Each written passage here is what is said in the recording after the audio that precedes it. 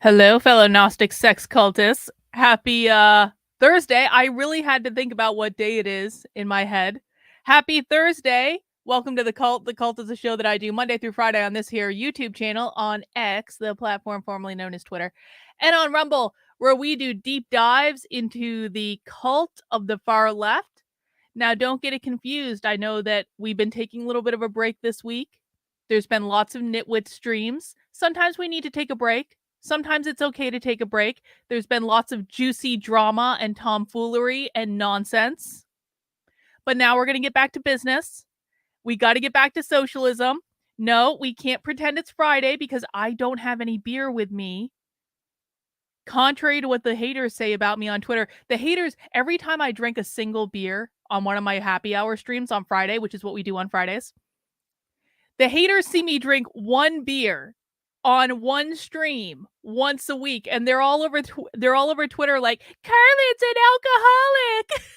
Like, bro, I don't even have beer in the house until Fridays. I have to go buy it right before the stream. It is what it is. But we are returning to socialism today, and so if you found my channel sometime in the last couple of days and you're expecting that I do drama all the time, I really do hope you'll stick around and watch some socialism with me, watch the far left with me, because here's the reality, guys. And this is something that is continually shocking to me, but I really think that this is the only community on the internet that is actually listening to the far left in their long form content. I have been watching far left trainings almost every single day of my life for the past 3+ years. I have watched thousands of hours of far left training for you. I have decoded their language. My communities, many of them have been along the entire ride. We even have communists that come on the channel, like actually revolutionary communist member here. This is an actual member of the actual Revolutionary Communist Party of America. Who won the Christ is King stuff? The Groypers won, of course. The Groypers absolutely won that. We'll just touch on it just briefly. I just have a little nugget on that. No, the Groypers won. Come on. Like there is no, like, we got fucking Jeremy Boring. I mean, and to be really clear, I don't consider myself a Groyper at all. I am way too old and way too female to consider myself to be a Groyper. But Jeremy Boring was talking to Nick Fuentes directly on that Twitter space. I got Jeremy Boring to admit that he will not hire anyone for the Daily Wire if they don't have the right position on Israel. Groypers won. Sorry. Who's Judith Butler? That is a really good question. Judith Butler, you should know this, actually, RCA member.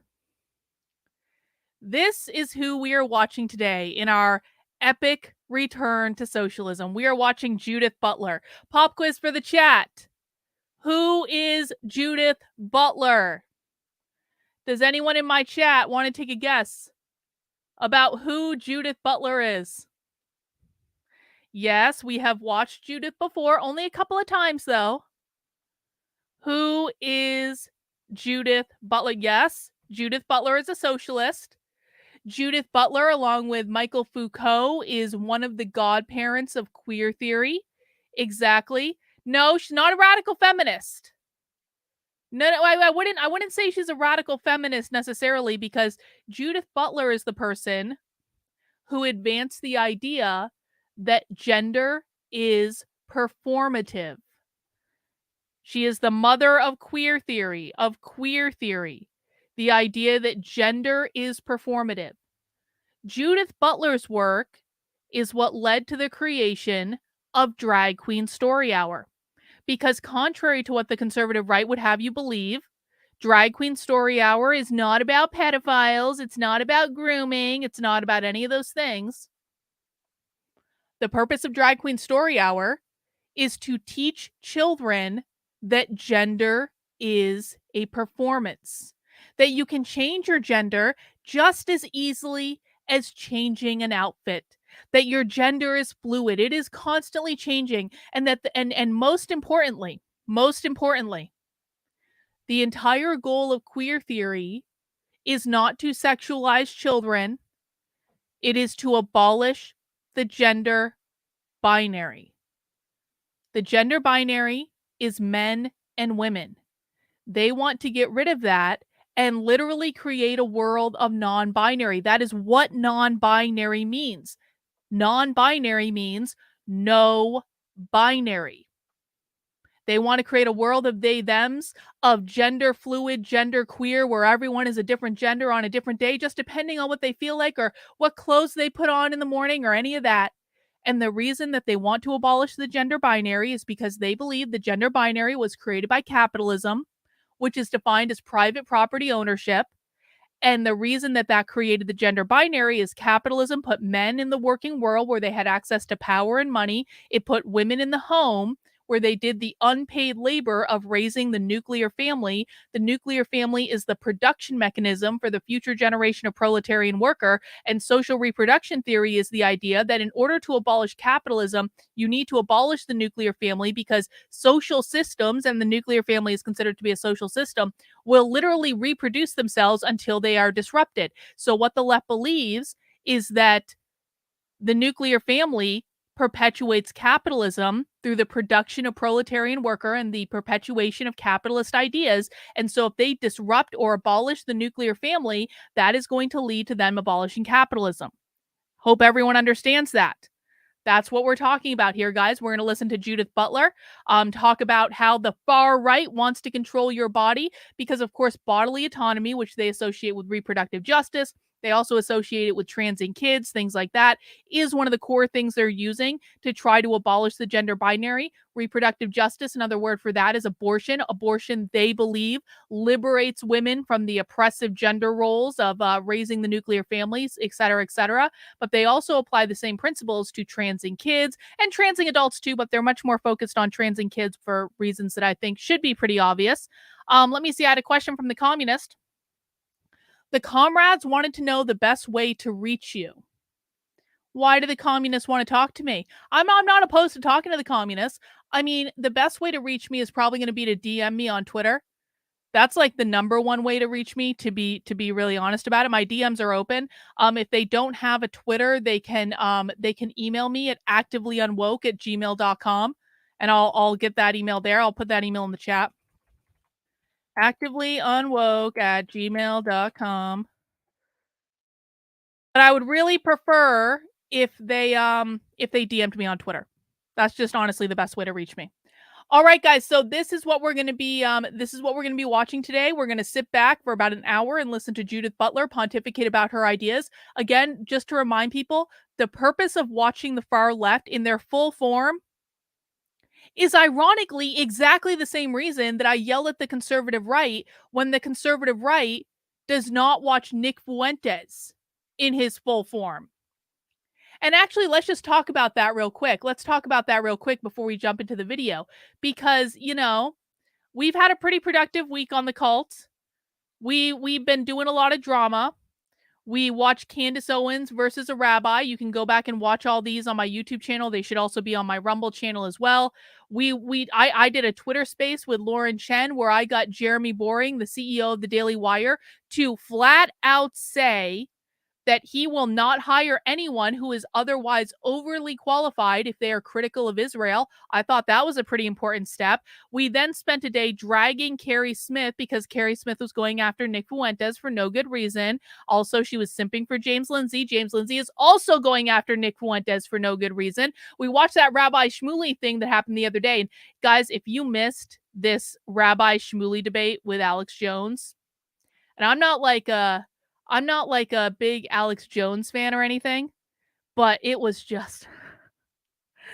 everything. If you missed it, you have to go back and watch it. It was so good.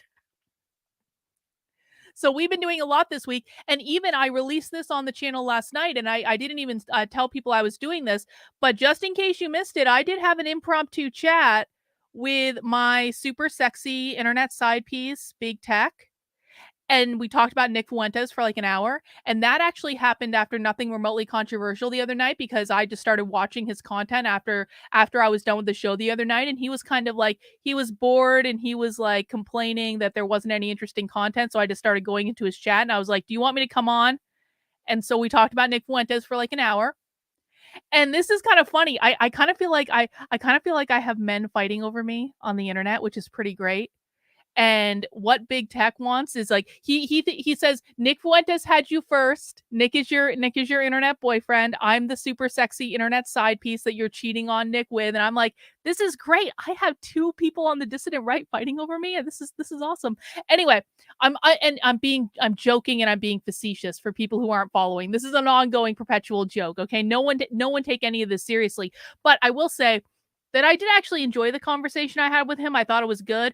And so if you haven't had a chance to see it, that's definitely something you can watch. And he's really, really good looking.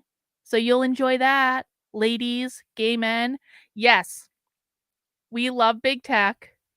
He's my hero. He's trying to save me from the grips of the grave. He's trying. It was actually so sweet. He was like trying to protect me from getting in trouble. And I was like, oh, yo, you're probably right. And I really like that you're like, being protective over me, but I'm still probably going to get myself in trouble anyway. But that's okay. That's okay. Thank you, Kazmar, for the super chat. But another interesting thing happened, especially after I did this stream where I dragged Carrie Smith. Now, those of you who have been following the years-long feud that was started by Carrie for no good reason know that Carrie is a little obsessed with me. Carrie is unhinged when it comes to me. And I've been saying for years that Carrie never left the left. She just switched cults, but she never really left the left. She was always a social justice warrior. She was always woke. She just found another cult to join, literally a Christian cult. In this case, she literally joined a Christian cult. But what was funny after this is, so like, let me just throw this out there. What is it that the woke left always says about people on the right?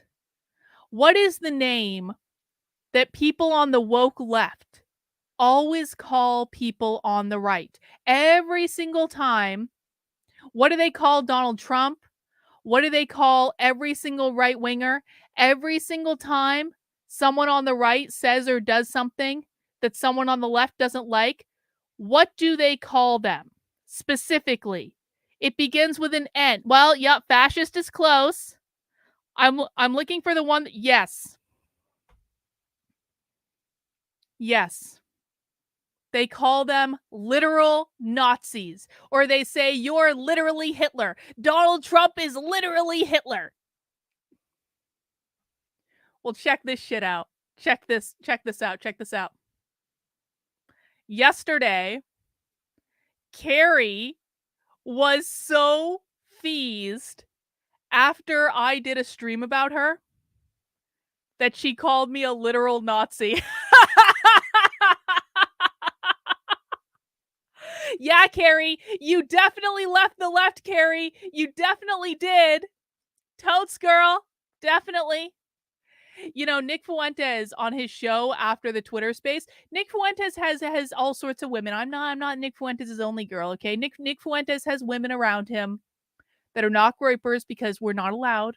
Groypers are for boys, not for girls. The groypers never fornicate with women. They generally hate women.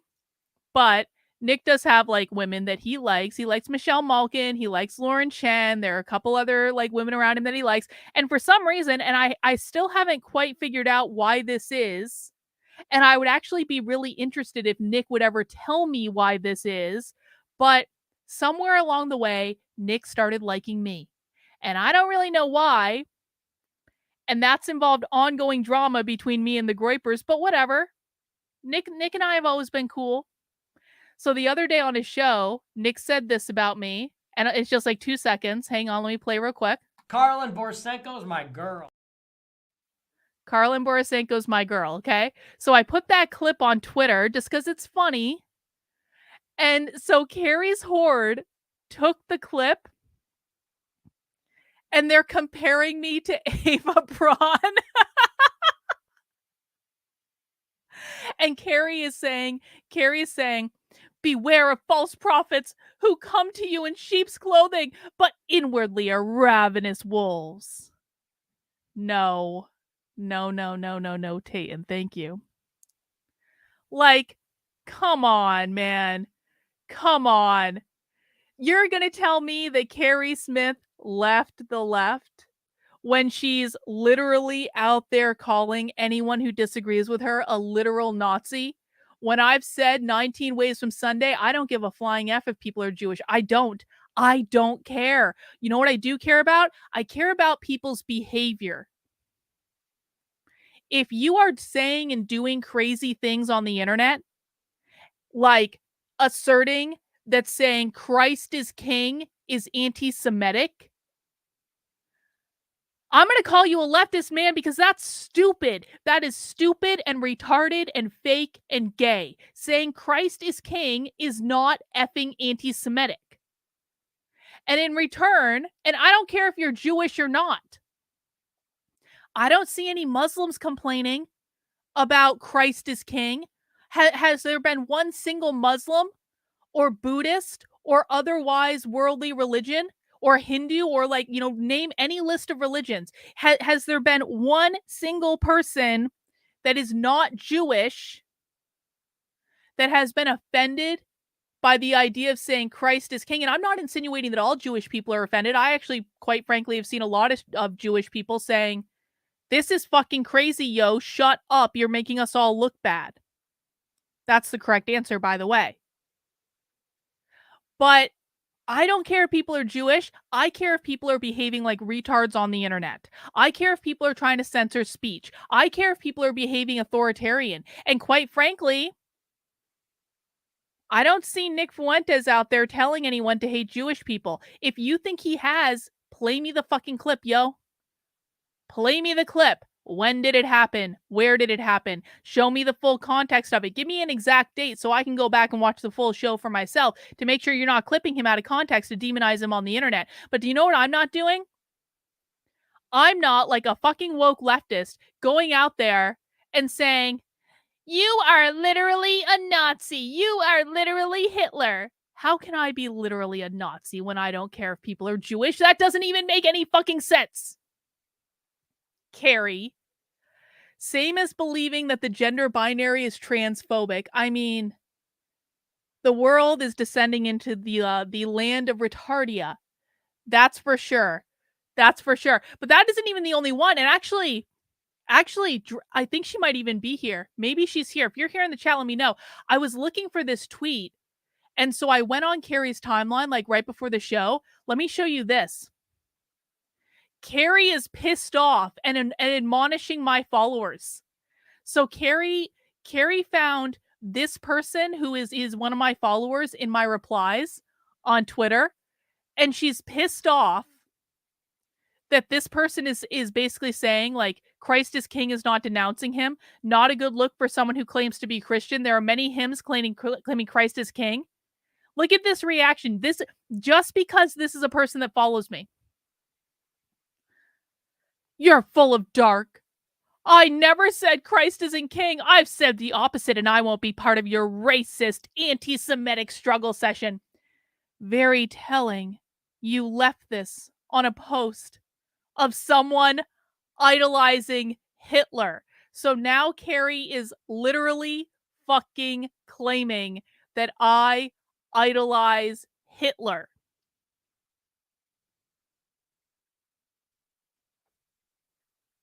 Is there any evidence that I idolize Hitler? Carrie is the one asserting that I idolize Hitler. Keep revealing yourself, racist. You do not know him. Your attempts to subvert the name of God and pervert the name of Christ will fail. I know who sits most high.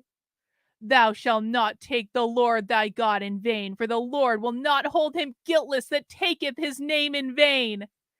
Yeah, Carrie has basically ascended. I kept telling you guys she's in a Christian cult. I've been telling people this for effing years. Carrie has basically ascended to Rabbi Shmuley status. Carrie Smith is the Rabbi Shmuley of the Christian anti-woke movement over on Twitter. You know, there are times when I look back at the journey I've had over the past 4 years, and I'm like, couldn't I have built better relations with, like, what did I do wrong? Where did I go wrong? Could I have been better to Carrie? Could I have lifted Carrie up more? Could I have supported Carrie more? Could I have, like, is there anything I could have done to not make Carrie turn into a completely unhinged fucking lunatic in regards to me? Because I quite frankly would have saved myself a lot of trouble and a lot of heartache if Carrie had not turned into a completely unhinged lunatic in regards to me. It would have made my life a lot better. So I do, like, I might not act like I'm self-reflective, but I do actually go back and I self-reflect sometimes, and I'm like, what could I have done differently? I don't think there's anything I could have done differently. I really don't. There were times when I was like, maybe you could have done this, maybe you could have done that, maybe you could have done this other thing. But when we've literally reached the point where Carrie is so pissed off at me for pointing out that Nick Fuentes is, right on some things, not right on all things. There's a lot that I disagree with Nick on. But sometimes you have to put disagreements aside because that's what adults actually do. And Carrie is so fucking unhinged about this that she's calling me literally Hitler. She's calling me Ava Braun. She's saying I idolize Hitler. She's saying that anyone who says that Christ is king is not anti-Semitic is on the dark side and is going to hell. Come on.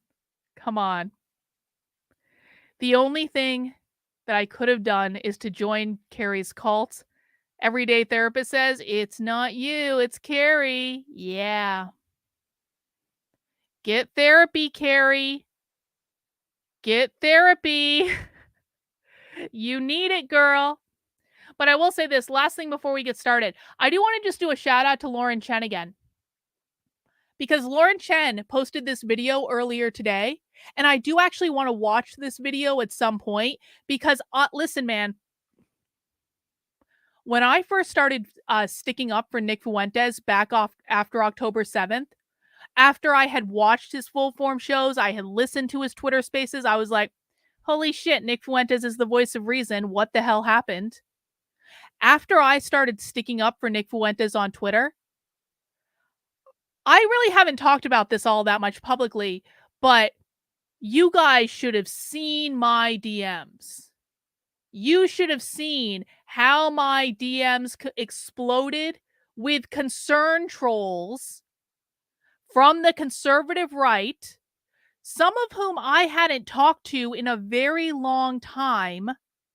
Like maybe I talked to them in 2020, but I hadn't heard from them in years. And then all of a sudden, they're sliding into my DM saying, are you sure defending Nick Fuentes is a good idea? And I'm like, where the hell have you been? Because I haven't heard from you in a really long time. And now all of a sudden, you guys are all sliding into my DMs saying, what are you doing, Carlin? Why are you doing this? Why are you defending Nick Fuentes? Like I'm not even that connected in the conservative world. I'm really like not. I have more than most people, I guess, but like I really tried as much as I could to unhinge myself from all of that because I found it all to be fake and gay. But all of a sudden, I had all these people coming to me saying, why are you doing this? Why are you supporting him? And there is an incredible amount of pressure put on you to shut the fuck up about Nick Fuentes, to either denounce Nick publicly, or just not say anything at all. Just focus on, like, Carlin, aren't you covering social? Why aren't you just covering the left? Why are you even speaking up about this? From people who hadn't been supporting my work in years. So that was a little funny to me. And you guys know that the fastest way to get me to commit to saying something is to tell me I can't say that thing. If you want me to support Nick Fuentes, here's what you do, conservatives. You all flood my fucking DMs telling me, why are you supporting Nick Fuentes? How dare you support Nick Fuentes? Why are you doing this? You're skewing your career. Why aren't you just talking about the left? Can't you just focus on the left? What are you doing? Why aren't you talking about the left? Why are you talking about Nick? Like, if you want me to support Nick Fuentes, then you do exactly what you fucking did and flood my fucking DMs saying, how dare you, and clutching your pearls for posting a couple of fucking tweets. So I say this because Lauren Chen is much more embedded in the conservative media sphere than I am. She's doing work with the Blaze. She has all these contacts. Generally, like, and I've always liked Lauren Chen. I've always thought she did a good job. But I cannot imagine the conversations that Lauren Chen has probably been subjected to over the last couple days. I cannot imagine the struggle sessions that Lauren Chen has probably been subjected to on the conservative right for daring to allow Nick Fuentes to speak in her Twitter space. That is the only crime she need to commit. She doesn't even need to agree with Nick Fuentes. And she made it very clear, and she was even a little confrontational about Nick. She kind of said to Nick, she was like, "Do you understand why people think that you're being anti-Semitic with this?" So it wasn't as though she let him off the hook entirely, but the fact that she even allowed him to speak in the first place, I promise you, Lauren Chen has had a wall full of DMs. Lauren Chen has had a bunch of fucking text messages. Lauren Chen's probably been called in for a meeting or two. Lauren Chen has been subjected to a massive struggle session over this. I promise you.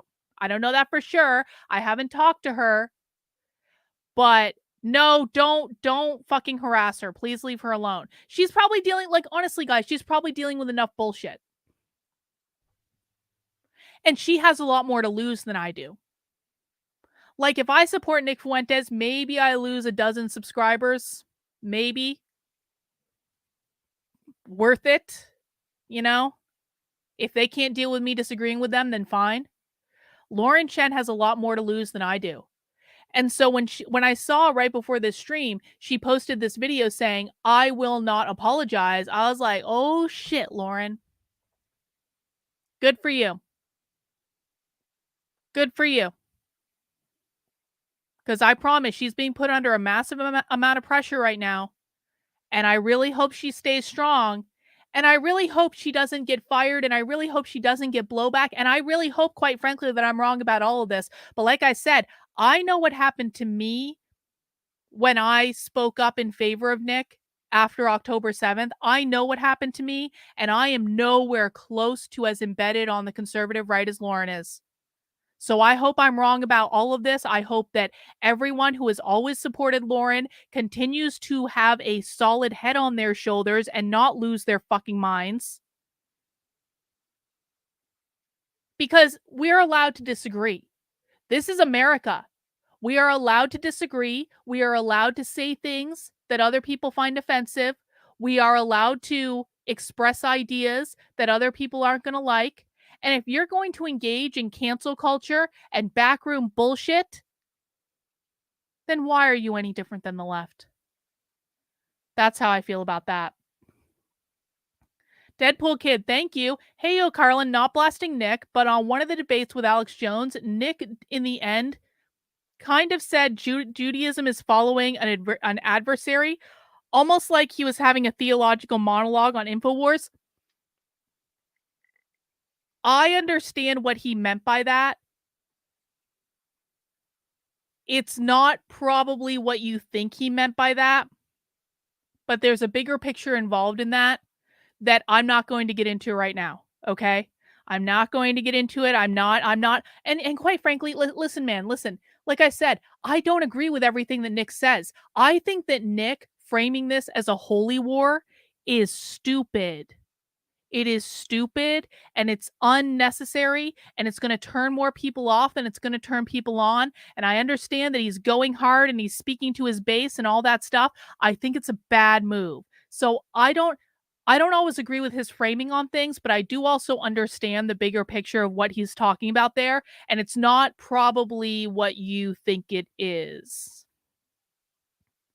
But I appreciate the super chat. Anyway, that's all I really have to say about that. I want to get into our main show. Guys, please do mount the like button for me. Please make sure you are subscribed on whatever platform you're watching on, whether that be YouTube or Rumble or X, the platform formerly known as Twitter. We are watching Judith Butler. This was uploaded to YouTube within the last week. I'm not sure exactly when this conversation took place, but it was uploaded to YouTube in the last week. And so I'm going to assume that it is a relatively recent conversation. It is called How the Far Right Wants to Control Your Body. Philosopher and scholar Judith Butler came by JOE Towers on the release of their new book, Who's Afraid of Gender? We chat about the ongoing campaign to demonize and other the trans community, the link between politics and evangelical transphobic and homophobic figures, and, just for a little bonus, Israel's military campaign against the Palestinians. Let's get this party started. Let's see what she had to say. Stay within your limits. Stay within this category. We've decided this is what a woman is, and you have to live there. It's like, no, we don't do that. We're a freedom struggle. Authoritarians come along and they say, "Oh, you know what's destroying your life?" These progressive social movements. So they're trying to identify what the source of destruction is. Hang on, Deadpool Kid says, Nick has the right to speak. I don't care for him, but he has a right. Lauren shouldn't be shamed or punished for platforming him. Lauren shouldn't be put into a box and court. Well, see, this is my larger point, and I appreciate the super chat. I appreciate you saying this because, like, this is the whole point. This is why I left the left in 2020, guys. Like, I feel like the right has just completely unhinged themselves from this idea. When I left the left in 2020, it's because I was existing in an environment after being a Democrat for 20 years, literally growing up in Vermont, literally voting for Bernie Sanders in every election that I could vote for him in until I moved to New Hampshire. Like, I was existing in a world where I wasn't allowed to say what I wanted to say. And every time I wanted to, I said something that was out of the approved messaging, I got literally struggle sessioned by my own friends. And then the woke social justice warriors took over my knitting community. They fucking ruined it. And so I left the left because at that time, 4 years ago, the right was actually more accepting of free speech. The right was more champions for individual liberties. The right were the ones saying, we're a big tent. Have you guys heard the right say we're a big tent anytime in the last 2 years? No, that messaging left in 2020. The right were the ones saying, we should be able to agree to disagree. Dave Rubin released a book called Don't Burn This Book that was exactly about this, said, we should be able to have discussions and we should be able to have disagreements. And can't we all just be adults and get along? And he was right. He was right when he released that book. And then a couple years later, after October 7th, Dave Rubin is calling around to people's jobs, insinuating that they should be fired if they don't toe the line on Israel. And I heard that from multiple effing people. So, in my opinion, right now, everyone trying to struggle session Lauren Chen is no better than anyone on the left. Everyone constantly going after Nick Fuentes and complaining about Nick Fuentes without, by the way, ever actually watching Nick's shows. None of them actually watch Nick's full form shows. They just take these little clips out of context and to smear him in the most bad faith way. They're no better than the left. So fuck all these people. Free speech only matters when it's protecting speech that is unpopular. If you disagree with someone, put on your big boy pants and argue with them on the basis of ideas. Present a better idea. Present a better argument. Do your homework. Don't just say, you're literally Hitler. You're literally a Nazi. That's not an argument. It's not compelling. It doesn't make you look smart. It makes you look like a leftist social justice warrior. So if you can't, if no one is able to defeat Nick Fuentes on the battle of ideas, he's 25 years old. He's an autodidact. He's entirely self-taught. Why can't you defeat him on the basis of your ideas? Why can't the Daily Wire defeat Nick Fuentes on the basis of ideas? Why was Joel Berry of the Babylon Bee so afraid to talk to Nick that he ran away from the Twitter space when he knew Nick was in the room? Why has Joel Berry from the Babylon Bee been dragging Nick for days, lying about him on Twitter?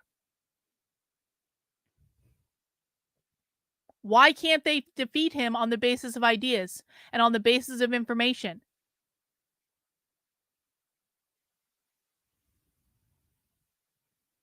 Why aren't they even trying? Why do they just run right to the smear campaign?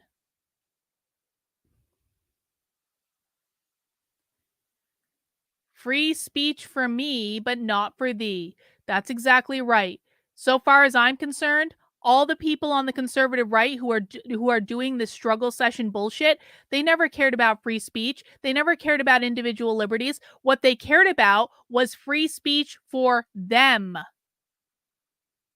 Not for anyone else. For them and them only.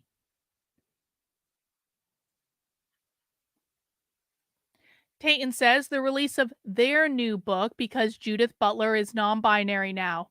Yeah, I noticed that too, Tayton. Thank you. And produce themselves as those who can promise a restoration of order. It's one of these cases where the very operation of censorship that the right is imposing is what they accuse the left of doing. Hello, Judith. How are you? I'm good. Glad to be here. Very glad to have you here. For those not familiar with your work, how would you like to introduce yourself? Trained as a philosopher, well known as a feminist and queer theorist, cultural critic, work in the area of critical theory. I'm also an activist, worked in human rights organizations, but also anti-war mobilizations. We are going to talk about this weighty tome over the course of the conversation. Tome. Yes, absolutely. Yes. Some big ideas in there. Who's afraid of gender? Before, well, and it's discussion actually specifically of transphobia in Britain. Before we get to that conversation, I think it would be helpful if you could touch on, maybe explain how we can understand what we mean by the term gender, what the word actually means. Yes, yes, Judith. it's a good question. Good Seems question. Like it's become fairly muddled recently. Well, gender actually was a term that feminists took over from sexology in the 1970s. And it was meant, on the one hand, to describe certain power differentials within society. So you'd have gender division of labor or the gendered character of public life, who's in public and who's not. It was a way of tracking power relations. And then there's also gender identity, which... Remember when I told you guys at the top of the episode that the woke left believes that capitalism, which is defined as private property ownership, created the gender binary? The gender binary put men in the workplace and women in the home. Judith Butler just said that. She didn't use exactly the same words I said, but she said that explicitly. Did anyone catch it? Who's in public life and who's not?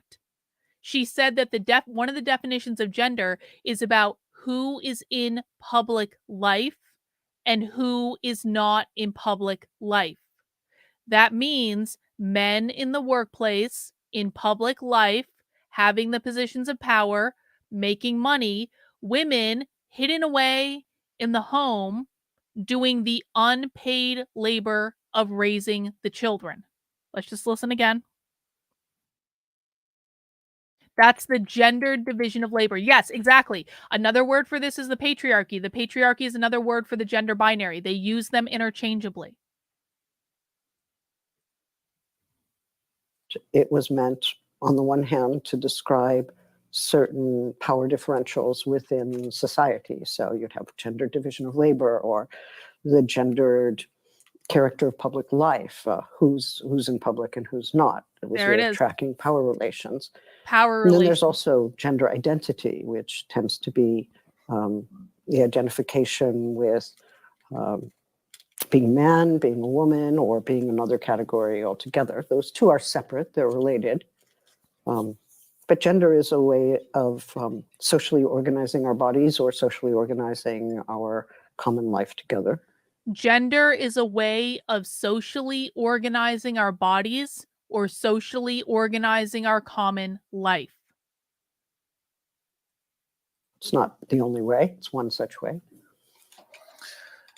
And it's important that we that gender is not a kind of social construction that's distinct from the material body, right? The two are connected to each other. Well, I think the material body is what gender is working on all the time. How do we live our bodies? How do we experience healthcare? How do we experience aging? There are gendered ways of being in health services. There are gendered dimensions of it. There are gendered ways of living our body as young people and then as aging people. So By the way, I got some new slime. My asteroid dust slime came in. This is pretty great. This is a sand slime. It's gritty and it feels like sand in the form of a slime. I also got an alien slime, alien pebbles, and I got an iridescent slime that's just like silvery and glittery and colorful. The sand slime is pretty great, I'll tell you that. The sand slime is, like, if you guys get a chance to get this sand slime, I was playing with it a lot last night. It's pretty effing great. body is everywhere in gender. We can't have gender without the body. And categories of men and women can kind of shift contextually and historically. Well, they already do. I mean, if we look in different languages or we look at different cultures, we see that the way in which men and women are defined are very different. Sometimes they're defined in relationship to kinship or modes of work. Sometimes they're defined in terms of their relationship to land or to history. Gloria, you made slime? That's pretty rad. For a very long time that there are different ways of organizing gender, and feminist anthropologists have been very prominent among those who have insisted on the diversity of gender. So it is, I would add, somewhat surprising that those who call themselves feminists seem now to be opposed to what has been a traditional feminist view. So why is it that you think then on that point that conversations around gender, trans people, and actually probably most crucially this question, what is a woman? Yeah. Why do you think that's become so contentious in more recent history, let's say in the last 10 years or so? Well, perhaps it's important to acknowledge that it is contentious in the UK in a way that I've not experienced elsewhere. And I'm not sure all the reasons why it is so contentious here, but it may... I'll tell you exactly why it's more contentious in the UK, because the UK is ahead of America in terms of socialism. The UK is way more socialist than America. The UK and so proportionally speaking, of course there are more gender activists in America by number, but if you look at gender activists and trans activists and queer activists as a proportion of the population, the UK has a much larger percentage of their population that are engaging in this socialist bullshit than America does. That's why it's harder there. Yeah, also Kelly J. Keane is like a pit bull. Like, she's a warrior. And also the laws are not, like, they don't have free speech in the UK. May well be that what the National Health Service covers, gender affirming care, for instance, is a matter of public debate. And so you get a media investment in the debate, and I think it is perhaps interesting or titillating for people to see the debate take form in a very sensationalist way. But of course, it's skewed because it very often sets feminists against trans people. But there's so many trans people who are feminists, and there are so many feminists who... Big tech follower here. Did you block me on X? What is your screen name, Johnny? I mean, if you are a dick to me on X, like, I blocked you, but if you put your screen name in the chat, I will double check. I will make sure you are unblocked, but don't be a dick to me in the comments, bro. I have a zero tolerance policy for that stuff, but I will give you a reprieve for the moment. Just don't be a dick. Use gender as part of their analysis. Gender doesn't belong to the trans movement. It's gender identity, certainly, but gender is something that they're concerned with. But gender, both as identity and as a form of power, has been central to feminism all along. I think what's important for me to emphasize is that there's an anti-gender ideology movement that's taking place in several regions of the world, Eastern Europe and Italy and throughout Latin America, and has been very active for a couple of decades. And for them, to oppose gender is to oppose feminism, to oppose reproductive justice, to oppose gay and lesbian parenting and trans rights. So they're targeting all of us under the term of gender. And yet some of us are arguing with each other as if we're not all, in some ways, being put under the same umbrella by the right, but we are. Unfortunately, they target us, they unify us by targeting us, and we don't know how to unify ourselves in response.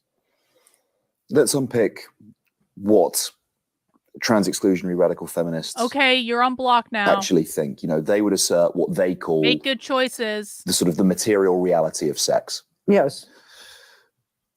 Well, first of all, how do you interact with that claim? Because in the book, you don't deny biology, but Hardly. you do challenge that assertion. I'm not sure I challenge the assertion. I think, look, I don't want to be too academic about it, but the term materiality belongs to a long tradition of materialism.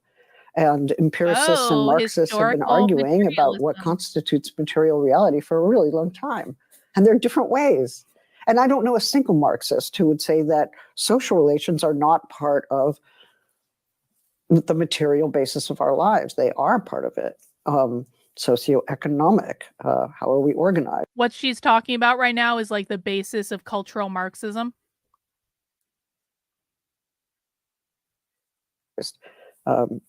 So also, feminist history of science, feminist work in biology and developmental biology in particular is extremely interesting. And they are constantly rethinking the paradigms we use to establish sex determination. What are the protocols used? And that's been a debate not only within sexology and gynecology and obstetrics, but also within the feminist history of science. So there's no denying that the body has material dimensions, but how we choose to define that and what value we give to that does differ and has always differed. Do you think there's a tendency towards, perhaps in our modern political debate, an oversimplification, no matter what it is? It might be to do with gender, it might be to do with climate catastrophe, it could be to do with Britain's departure from the European Union, to introduce a binary or to take something that actually has quite a lot of contentious debate, whether it's philosophical, whether it's political, whether it's science. Introduce a binary. That was interesting language. I want to go back and just listen to the build up to that again. Because why are they asserting that a gender binary was introduced? Remember, the gender binary is just men and women. When was that introduced?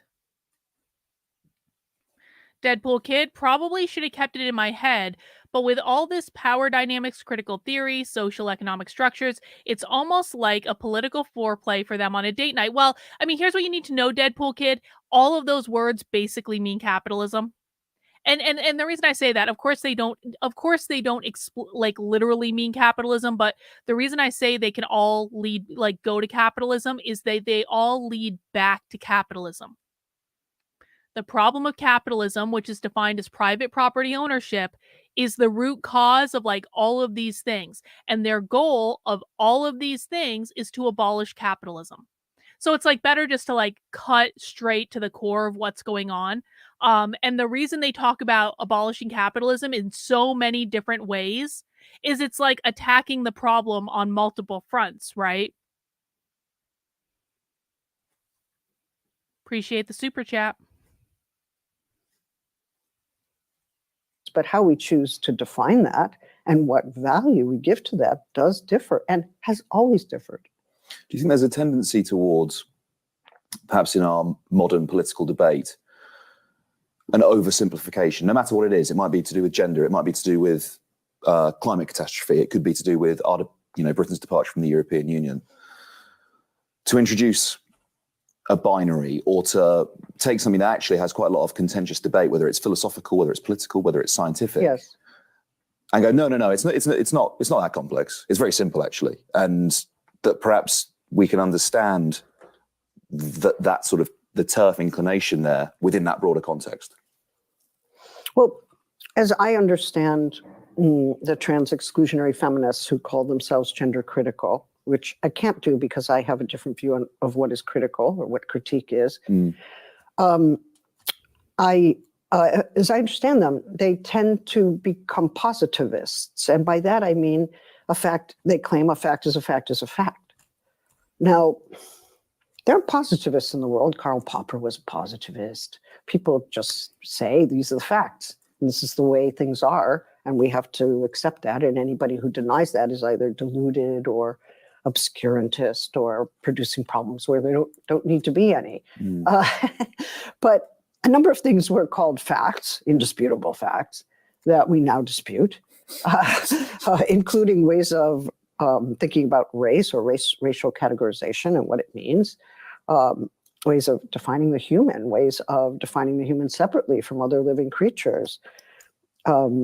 So it seems to me that there are frameworks within which facts are established, and those frameworks are sometimes quite explicit, and sometimes they're assumed. So if a trans exclusionary feminist says sex is sex, it's a fact, that's an assertion, and it appeals to common sense. It also appeals to a desire for simplicity, as you note, right? I don't want to live in a world that's too complex. I just want to have my sex, to have other people have their sex. There are two, and I want to navigate the world with that orientation because otherwise I'm lost. It's like, all right, you don't have to be lost. All right, we can draw a map, and the map is going to shift though, so you have to be careful because we live in history, and there are new ways of seeing things. We live in in You may not like them, but it's hard to dispute them. I mean, we could also say that it's a fact that there are trans people. It's a fact that there are gender non-conforming kids. It's a fact that there have always been gender non-conforming kids who said, oh, I don't know how to live with this sex assignment. Or, okay, I can live with this sex assignment, but I have to do something else with it. Or I actually need to change it. Or I may one day want to change it, or I want to hold out that option for myself. Those are facts. See, the argument that she's making is trans people exist, therefore men and women are not real.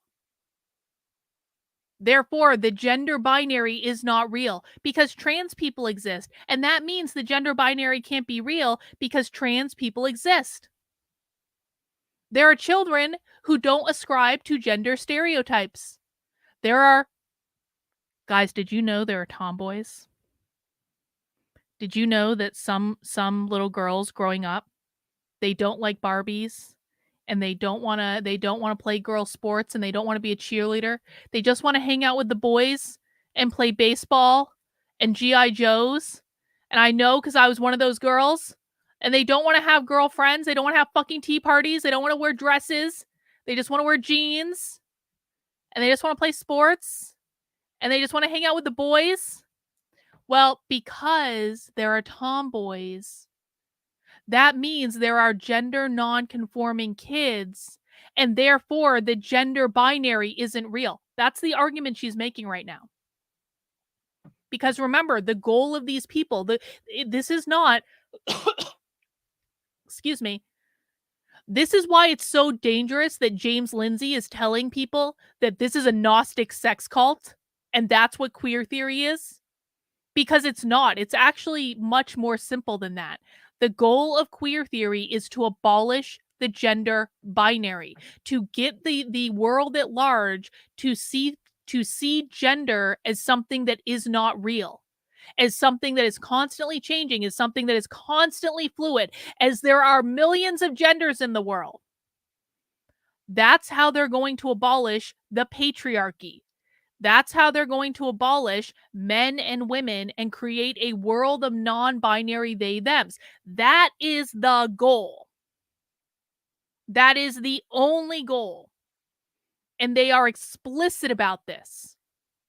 And so every time people like James Lindsay and Logan Lansing publish a book saying this is a Gnostic sex cult and go on Joe Rogan and say this is a Gnostic sex cult, they are literally lying to millions of people and making them believe that the goal of queer theory is something completely different than what the goal of queer theory is. Now, why is this important? And I make this analogy all the time, so I apologize if you've heard it before. If you're trying to solve a problem, and the problem in this case is queer theory, queer Marxism, the infiltration of gender ideology into the schools, the attacks on parental rights, the transing of the children, all of these things go under queer theory. There's a lot of other things that are going under queer theory as well, but I'm not going to make a full list for today. Those are the major ones that we're worried about. The medicalization of children, the social transition of children as facilitated by the public schools, the massive attacks on parental rights that are happening all over the country. All of those things are problems that are caused by queer theory. If you believe the goal of queer theory is to have a Gnostic sex cult, but the actual goal of queer theory is to abolish the gender binary, you are going to attack the problem completely differently based on your perception of the problem. Think about when you go to a magic show and you've got the magician over here. The magician is doing the trick over here. But the magician's assistant is twirling around the stage over here, and the magician's assistant has her boobs out and her butt out, maybe not completely up, but you can see what's there. And she's wearing a sparkly dress and she's twirling and dancing around the stage over here. And the reason the magician's assistant is twirling around the stage in a sparkly dress where you can see her boobs is because she's distracting you from the magician who is doing the trick over here. So while the magician is doing the trick, you're looking over here. So you don't see the magician doing the trick over here, so you don't know how the trick is done, and then the magician does the trick and, aha, oh my god, magic, it was a trick. And you were distracted by this sparkly thing over here the entire time. What James Lindsay and Logan Lansing are doing when they are writing books about this being a Gnostic sex cult, when they're going on Joe Rogan and every major podcast talking about this being a Gnostic sex cult, when they're doing Twitter spaces talking about this being a Gnostic sex cult, James Lindsay and Logan Lansing are literally the magician's assistant. It's a distraction. And it is not real. And it is not grounded in reality. These people are explicitly clear about what the goal is. The goal is to abolish the gender binary. That is the trick. That is what they're trying to do. They're doing the trick over here, and fucking James Lindsay is over here spinning around the stage in a sparkly fucking low-cut dress, distracting everyone from what the actual problem is. That's why we listen to socialism. That's why we listen to their long-form presentations, because we know what the problem is. They are very clear about what the problem is, and you cannot solve the problem of the social transition of minors. You cannot solve the problem of the medicalization of minors. You cannot solve the problem of the attacks on parental rights if you are following the magician's assistant in the sparkly dress when the real trick is being performed over here. Does everyone understand that? I'm not just going after James Lindsay to be a bitch on the internet. I am really, really, really not. If James Lindsay wasn't lying to people and distracting them from what the problem is, I wouldn't be saying shit about this. This is not clout chasing. This is not trying to start an internet feud. James Lindsay is legitimately deceiving millions of people with these whack job ideas that are not even being challenged in the public square. He's spinning around the fucking stage in a sparkly dress while the trick is being done over here. And as long as James Lindsay is spinning around the fucking stage in a sparkly fucking dress, the real problem is never going to get solved. And the outcome of the real problem never getting solved is that people are going to lose their kids. Kids are going to be transitioned socially by the schools. Kids are going to be medicalized before they're 18. There's going to be more detransitioners. I'm not just being a bitch when I'm calling out James Lindsay, guys. I am actually concerned about the impact of what he's doing and how it's going to affect real people in the real world, because I know people who have lost their kids to this. I know people who've had their kids taken away. I know people who've had their kids transition. I know detransitioners. James Lindsay is not solving for any of these problems. He's actually facilitating more of it.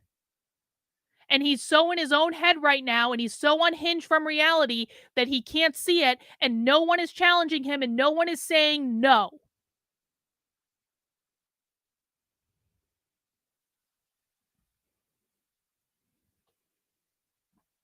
Got a couple super chats that came in. Peyton says the language is important. I can't go to a school board and say it's a Gnostic sex cult and you have to break down the language. This is how we all... Yeah, this is exactly right. You can't walk into a school board meeting and say it's a Gnostic sex cult, guys. I know you like to own the libs. I get it. I really do, but you can't do that. It's not going to result in anything. Oh, Reagan. Reagan is undercover at a socialism conference right now. Reagan, thank you. Thank you for the update. One of the presentations at the socialist conference I went to was about Judith Butler and how her ideas relate to democracy applying to non-human things.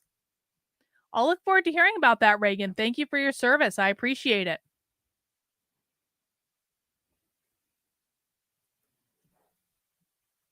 Yeah. The influencers are intentionally deceiving people because it does not play into their worldview. Simone said, just tuned in. Simone, I need you to just rewind like 20 minutes and you will hear the whole explanation. I can't go through it again. I just went through it once.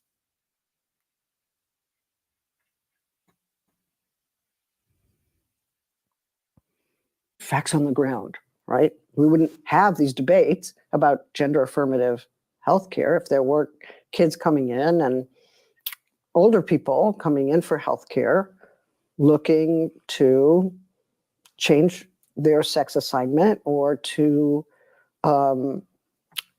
make adjustments hormonally or surgically that actually feels like, okay, I can live now in this body and with this sex assignment. I'd like to ask you a question actually about vocabulary, because I noticed myself in my last question, right? I used the phrase TERF. Yeah. You responded, you said trans exclusionary feminist, and we also spoke as well about gender critical feminists and why that term is, different for you.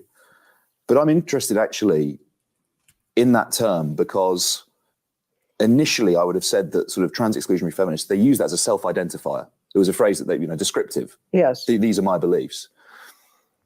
And I actually sort of hesitated away after I said the word TERF, because it's now kind of become almost accusatory, or that there's a sense that it's sort of perceived as persecution, to use that phrase. I think some people are offended by it. That's true.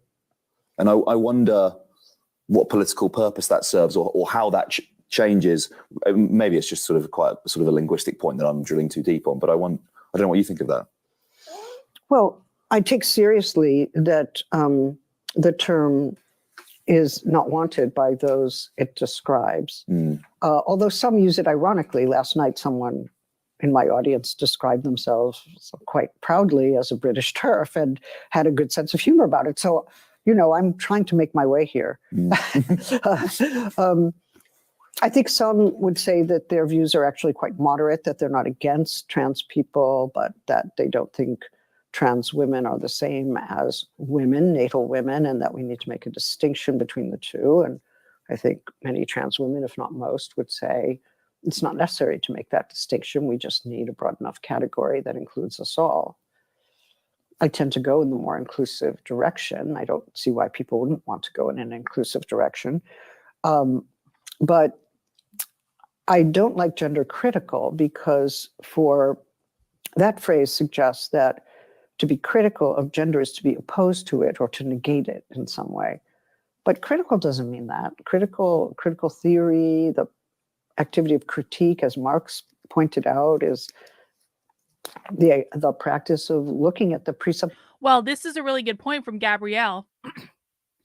They don't believe in categories. Pop quiz for the chat. Why don't socialists believe in categories?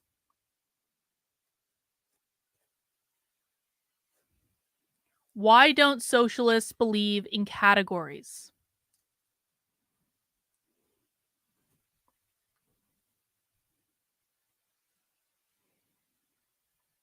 Yep, because of equity. Give me a little bit more. Socialists want to be part of the collective. Give me more. Because categories imply a hierarchy. Socialists do not believe in hierarchies. Hierarchies are the opposite of equity. Equity is where everyone is the same. Categories oppress people because they create hierarchies and they don't allow for equity. Yeah, exactly. Spectrums are greater. Spectrums are flat, right? When you have categories, you make a tower. There's a hierarchy, right? One is above the other. But if you have a spectrum, that's flat. Socialists don't believe in hierarchies because they believe they uphold capitalism. Well, yeah, I mean, they believe that hierarchies create groups of people with some who have more resources than others. Exactly. Because of equity.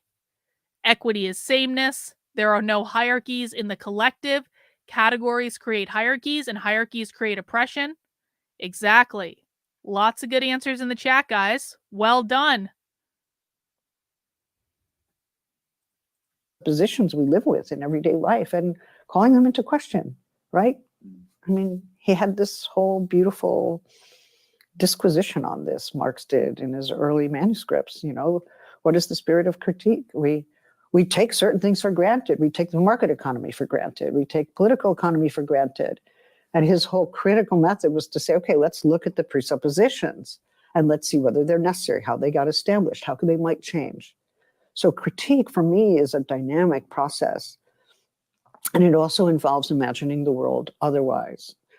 I think it's only very recently that critical, in the sense of gender critical, got reduced to just negation or opposed or don't like, an affective aversion to. And that strikes me as unfortunate because I do think gender theory can be part of critical theory. And so I'm critical. I'm gender critical. Maybe I should be called gender critical. I think quite often there's a tendency when people consider Marx or Marxism to think, oh, communism. Whereas I actually think a way, and the way I probably would engage with the phrase means it's a way of engaging with the world. It's a system of critique, right? That's kind of what I take it to mean. I'm interested. What was your interaction with the ironic British turf in the audience last night? Hang on.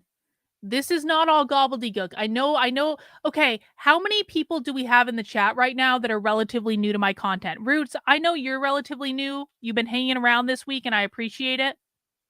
But I just want to make a point, and for anyone that's new here.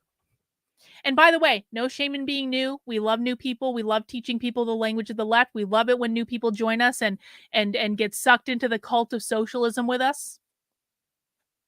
If you're new here, and if you haven't spent time listening to long-form socialist discussions, this is all going to sound like gobbledygook. It's going to sound like, word salad. It's not going to make sense. The problem is that you are not speaking their language. Yeah, exactly. You were here a long time ago. Welcome back. We're glad you're here.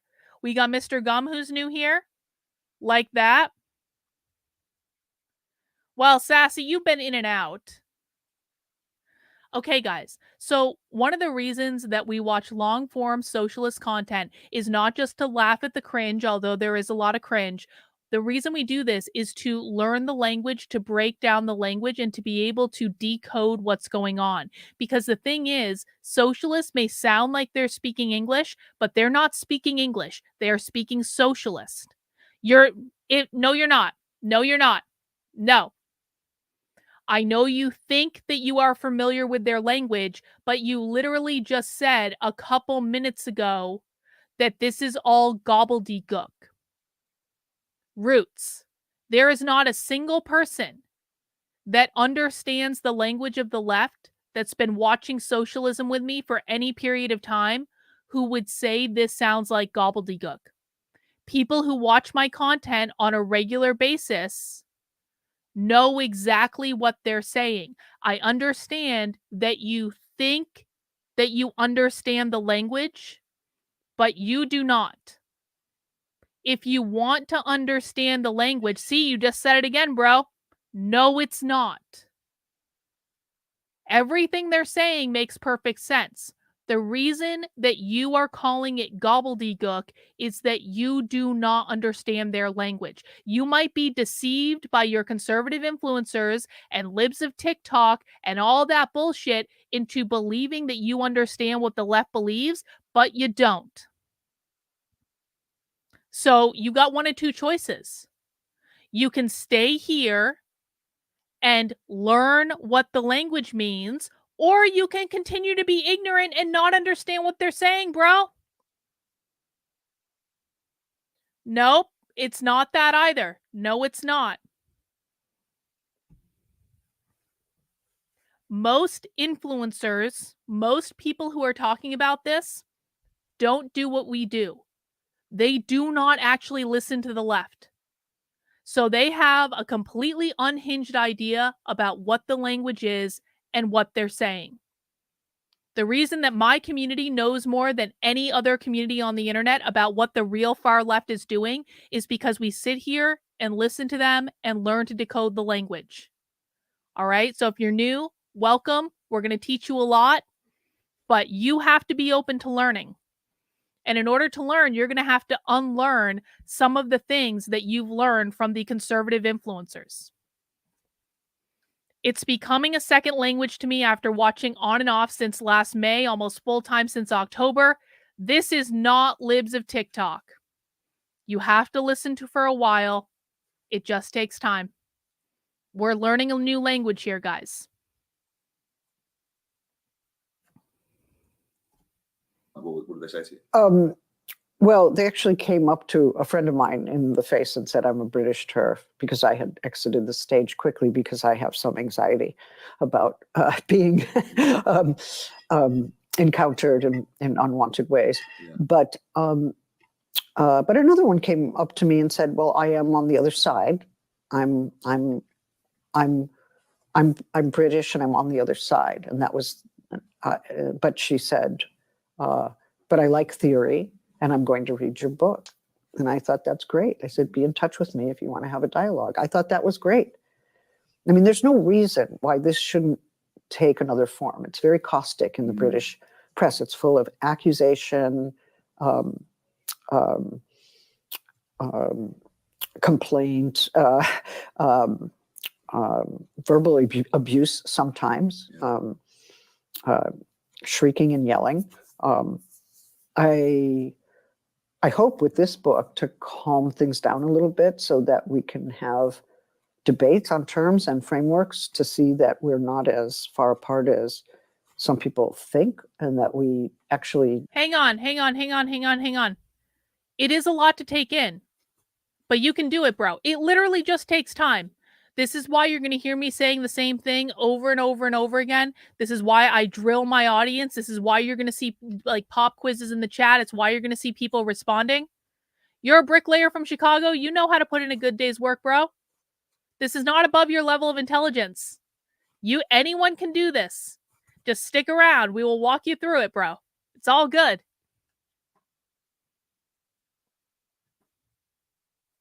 Need to think more clearly about what is the alliance between feminism and gay, lesbian, queer, trans movements, because the right-wing movements that oppose us all Hang are on. also. So the communist is asking Root right now if he's in a union. Don't give him any information. Root, don't do it. Don't get sucked in by the communist. The reason the communist is asking Root if he's in a union is the communists and socialists control the unions. And what the communist is trying to do is the revolutionary communists of America are trying to use the unions in order to recruit new communists to their party. That's why, Root, he just said, hell yeah, comrade. Because the fact that you're in a union, he considers you to be a comrade. Because the socialists control the unions. The socialists are using the unions to organize and recruit more socialists. Don't get sucked in by him. We let him stick around because, sometimes it's nice to have communists around, but do not get sucked in by him. Attacking migrants, opposing legislation that would give migrants, guarantee migrants rights to entry and to petition and to have sanctuary in many of our countries. They also, the same right-wing movements that incorporate the anti-gender ideology are nationalists, very often Christian nationalists. Orban is among the most distinct of those. But we find it throughout Latin America. We find it in Italy with Meloni, who's not clear that trans people should be parents or wants to restrict the methods through which gay and lesbians can have parenting rights. I mean, this is very serious. And in all of these cases, the state is gaining more control over the lives of women, reproductive rights, gay, lesbian people, trans people, rights to self-definition, self-identification, legally and socially. And we should get wiser about this because they are gaining power. And the election of Milei, who's anti-gender in Argentina, is just the latest of these. I'd be really interested to hear what you think of Meloni specifically. There's a speech she Javier gave, I think it Milei was is a after literal she just won the Nazi, election. a literal And it was fascist. really declamatory and fiery, actually. And Marbella. Yeah. Yeah, I saw it. And It was right before she won the election. Yeah, and there's a couple of, she says several things, but one of the things that really struck me was, I am Italian and I am a mother. Yes. And I found that assertion of motherhood in sort of the political context quite interesting. Yes. I don't know if you had a view on it or an analysis of it. Yes, I do. I saw it several times. Does anyone else think that Judith Butler looks like a gremlin? She kind of looks like a gremlin. I don't generally like to attack people's looks, but like, she looks like a gremlin. I'm sorry. Like people's physical presentation mirrors the inside. She looks like a gremlin.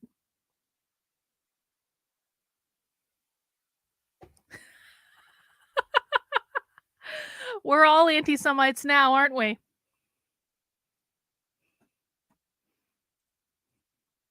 Yeah. Because I did think as a speech, I mean, she was there at the invitation of the Vox party in Andalusia. And as a speech, she starts very quiet. I'm a mother, I'm a woman, I'm Italian, I'm proud. And then she starts to escalate, and it's an actual fascist anthem by the end. It is a... Okay, pop quiz. Why does Judith Butler say that the fact that she starts by saying she's a mother and she's proud escalates into a fascist anthem? How could motherhood be fascism? Why is motherhood considered fascist?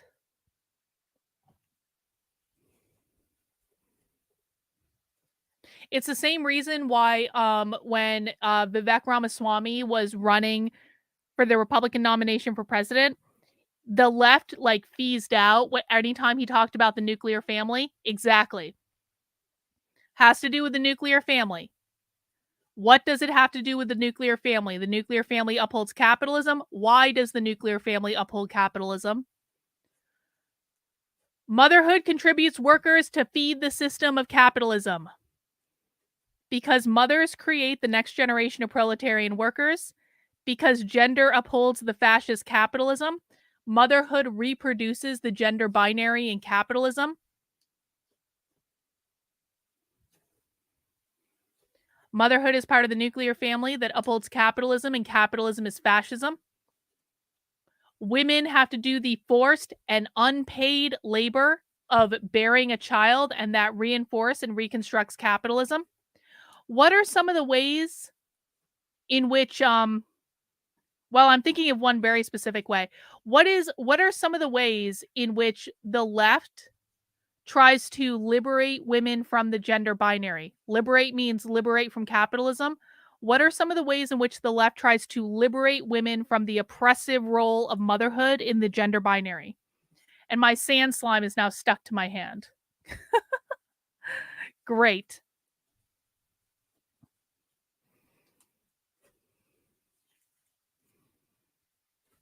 Abortion! Abortion. The reason the left wants free abortion on demand up through birth and after birth is because abortion liberates women from the oppressive roles of the gender binary. Abortion is also called reproductive justice.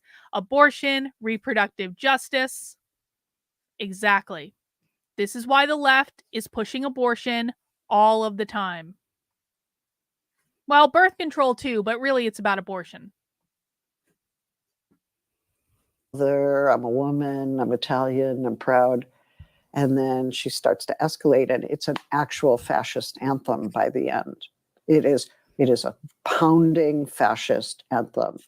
And she indicts Goldman Sachs, okay, she doesn't want international finance to have control over Italy. But of course, she chooses Goldman Sachs rather than Citibank in order to stoke a little anti-Semitism, although once she's been elected, she's all pro-Israel, which we know is the ticket to showing that you're not anti-Semitic. I'm not sure why that is the ticket, but okay. But she also said that the ideology of gender, and she uses that term, will take your sexed identity away. That if these people get into power, if they have their way in schools and public policy, that you will not be able to be a mother or a father. They will take away those terms. They will destroy the family, and they will take away your sexed identity. Yes! In other words, your sex assignment will be canceled. Thank you. Judith just laid out every single thing that they talk about doing because of queer theory, which was invented by her. Let's listen again. In schools and public policy, that you will not be able to be a mother or a father. They will take away those terms. They will destroy the family, and they will take away your sexed identity. In other words, your sex assignment will be canceled by these gender ideologists because that's what they want. Okay. Yes. And I just thought, oh my God, this is it's a wild fantasy. Maybe Judith has been watching my videos. I wonder if Judith, because I put her name anytime I do a video about her, is it like out of the realm of possibility that Judith has watched one of my reaction videos to her, where I literally explain all of that? Hi, Judith. Everyone wave to Judith. Let's all email this presentation to Judith after it's done, just to get her to watch it. Hi, Judith. We see you. You look like a gremlin. It's okay, girl.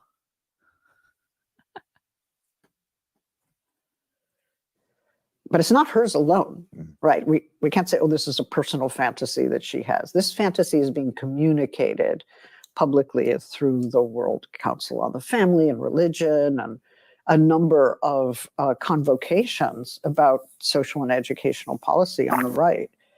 Gremlin lives matter. But of course, what she wants to do is deny trans people the right to their sex identity. So she wants the state power to deny people their sex identity. And the way in which she gets that power is by claiming that those very people, right, are going to take yours away. So we need to take theirs away before they take yours away. That is the argument, as far as I can reconstruct it as an argument. Yeah. But it was terrifying, and you saw the swell of emotion on the part of these right-wing people, very excited about doing away with gender, which is, according to the Vatican, a diabolical ideology. That is to say, from the devil, right? So to get rid of gender is to push the devil out of the country, to push a destructive force that's going to take you, your sex identity, your family, your ability to be a mother or a father. It's going to destroy it all. It's an astonishing kind of attribution of power to I don't know, to an academic and political perspective that is nowhere near as powerful as it's made out to be. But they're giving us a platform, so we might as well take it. Thank you for discussing my ideas, Georgia. Wow. I mean, I did have to write this book once someone in Brazil. Someday Nick is going to accept that the Catholic Church is irrevocably effed. And the Catholic Church right now is in the process of being co-opted by queer theory. And there's nothing that he can do to stop it. It's already too late. They've already taken the Pope is a Marxist. And I know he doesn't want to admit this. And I know the Groypers are going to deny it. And they're going to say, no, the Pope is infallible. But no, the Catholic Church is being co-opted. It's going to be gangbangs with God soon. It's going to be Catholic BDSM clubs. It's going to be all the weird shit. Just wait. Well, yelled at me and they said pedophile. And I said, pedophile? Where does that even come from? And I guess, and it took me a while to figure out what the religious communities were that were learning that gender endorses pedophilia. God. What I found is that there was a theologian by the name of Joseph Scala who had written a book for Catholic press, which was then translated and into Portuguese, and then made its way into evangelical. Hang on. Nope. This is one of the lies that's been perpetuated by the conservative right, and this is why they will always and forever lose. Kate says, how can the Pope be a Marxist? Isn't Marxism inherently anti-religious? No. Marxism is not anti-religious. Now, not a lot of people who I've interacted with who are socialists ascribe to religion, but they're not anti-religious. There are Catholics, there are Christians, there are, what is it? The United Church of Christ is completely queer at this point. There are more than a few Jewish Marxists. There are all sorts of different belief systems within the socialist events that I've been to. But my point is this. It's like when you go to a far left event or you look at their trainings, they're never against religion. They don't really even talk about religion. The only time they talk about religion is in terms of co-opting it as a political organizing force. So they're all over the churches.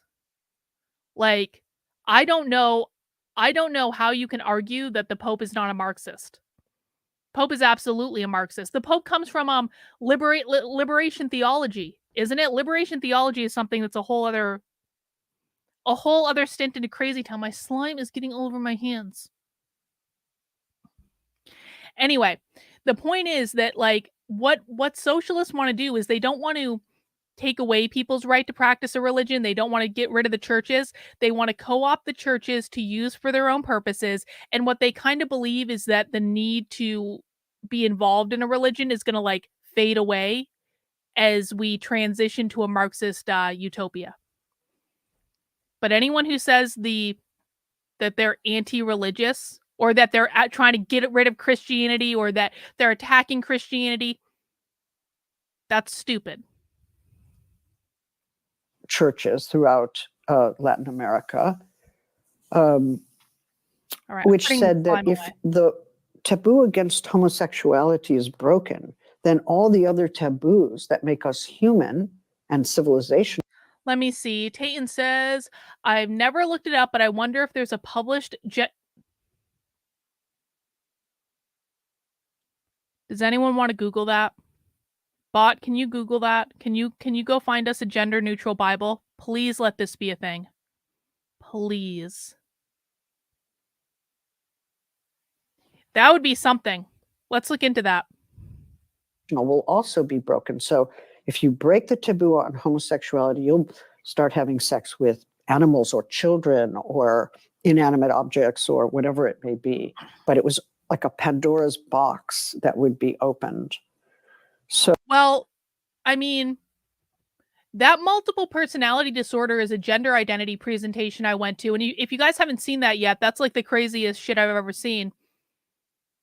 But when I was at that multiple personality disorder is a gender identity presentation, one of the things they said is that not all of the personalities are human, and some of the personalities can be animals. So it's like a furry thing. And so is it really so outside of the box to say that if you're a queer Marxist and you're having sex with one of the identities of someone with multiple personality disorder, and you happen to be fornicating with a non-human being? I mean, is this actually out of the realm of possibility?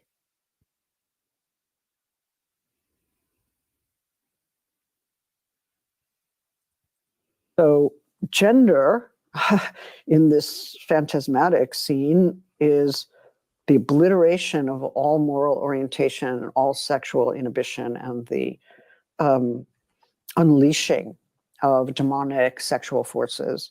And of course, this is ironic given that the history of pedophilia actually belongs to the church now. Absolutely. I mean, they are our first and foremost culprits of child molestation and child abuse. And we know this. This is amply documented. And yet, where do they see the threat of child molestation coming from? From something called gender that no one who actually works in the field of gender can recognize. There's a now infamous open letter written by J.K. Rowling. Yes. In which she sets out her reasons for, quote, Oh, good, J.K. Rowling. speaking out on sex and gender issues. You take issue with the line in her letter. This is a quote again. If sex isn't real, the lived reality of women is erased. Erasing the concept of sex removes the ability of many to meaningfully discuss their lives. Yes. Why is that? Well, sex is real, but we may not agree on the sense in which it's real. Sex is real. Sex assignment is real. We wouldn't be having these debates about trans rights to sex assignment if sex wasn't real. But sex changes through time, what we mean by sex. There are a number of historical works that talk about sex in the category of sex and its various definitions. They were no less real just because they were defined differently in the history of Europe or the history of the US or the history of any number of regions in the world. Most people don't disarticulate the reality of sex from the lived reality of people. So her argument is that we have to have sex as real, and then we can meaningfully talk about how we live our sex. And I guess my only difference would be to say that the way we talk That's meaningfully mean. about sex has everything to do with what counts as real. And there are people who are saying that's real and that's not real. They're deciding whose reality is legitimate and whose is not. And I don't think we can get away from that. So one way of getting power in that debate is to say my definition of what's real is the only one, or is the obvious one. Or so I don't think to say that gender is constructed means it's artificial or unreal. Gender only operates in relationship to the category of sex. But the minute we talk about sex assignment is happening with an infant, we're talking about an interaction between hospital, a legal regime, and a body, perceptible features of that body, and an organization of that life. Sex assignment comes with social power. Sex assignment comes with parental and societal fantasies about what it means that you have a boy, what it means you have, what's a girl. There's already a set of expectations that are like right there in sex assignment. So it's all too real, but it's also a social reality. Do we want to say the social reality is not real? Do we want to say lived reality is not real? No. So she and I agree there. I just don't think. Actually, Mr. Gum is making a good point. If there's no private property, there can be no crime. That's exactly what they think.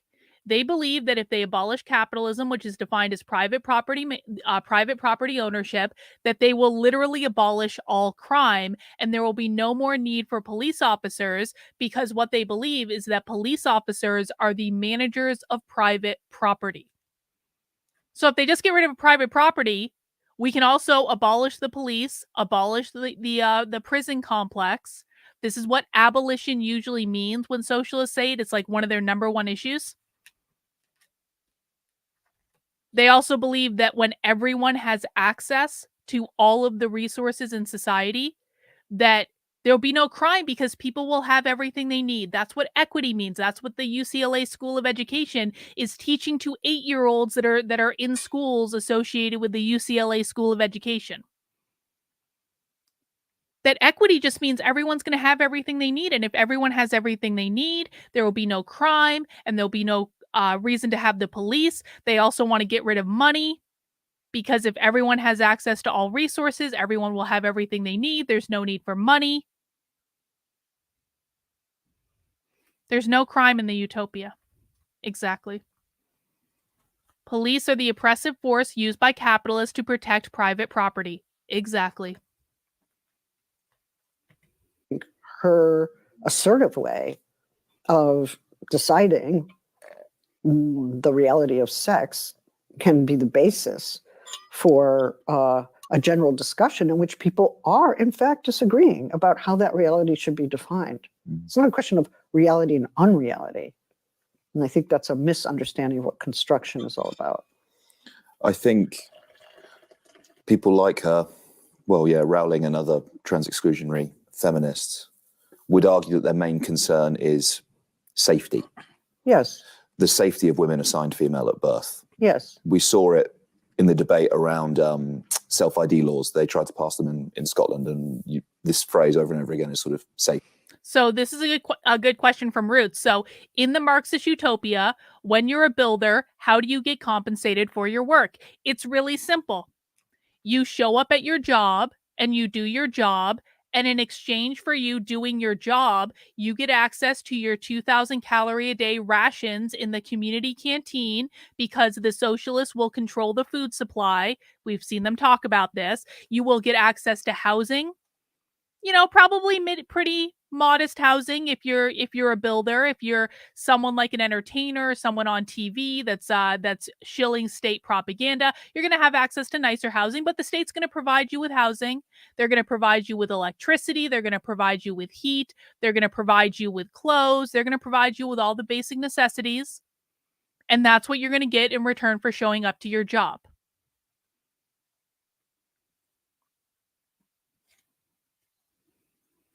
Safety, right? Right. Do you find that argument compelling, that something like self-ID laws threatens the safety of women assigned female at birth? I don't find it compelling. I'm very concerned with safety, but I would be as equally concerned for a gender nonconforming kid who's bullied at school, or a trans woman who is put in a men's prison and harassed, violated, or murdered as a result. I would be concerned for a trans man who is also treated in a discriminatory or violent way. Why wouldn't we be concerned for all those people if they're all at risk of being harmed? I mean, trans people, gay, lesbian people, women are all at risk on the street? Why wouldn't we want a politics that's broad enough to care about all of them and include migrants and people of color and others who suffer vulnerability in public domains? It's Well, not the homeless. Yeah, absolutely. It's not a contradiction for all of these True, groups of people Tayton. to be safe simultaneously. No, it's not a contradiction.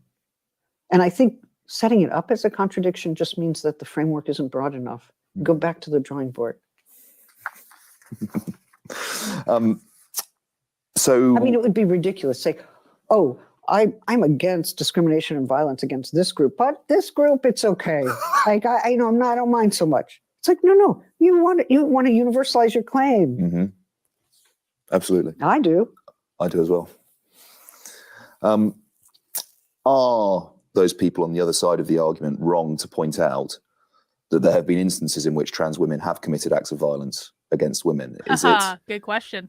the conclusion that's drawn, which I have a problem with, this idea that because someone of a certain category commits a crime, that therefore you come to a conclusion about everyone in that category, right? It's prejudicial. It's very prejudicial.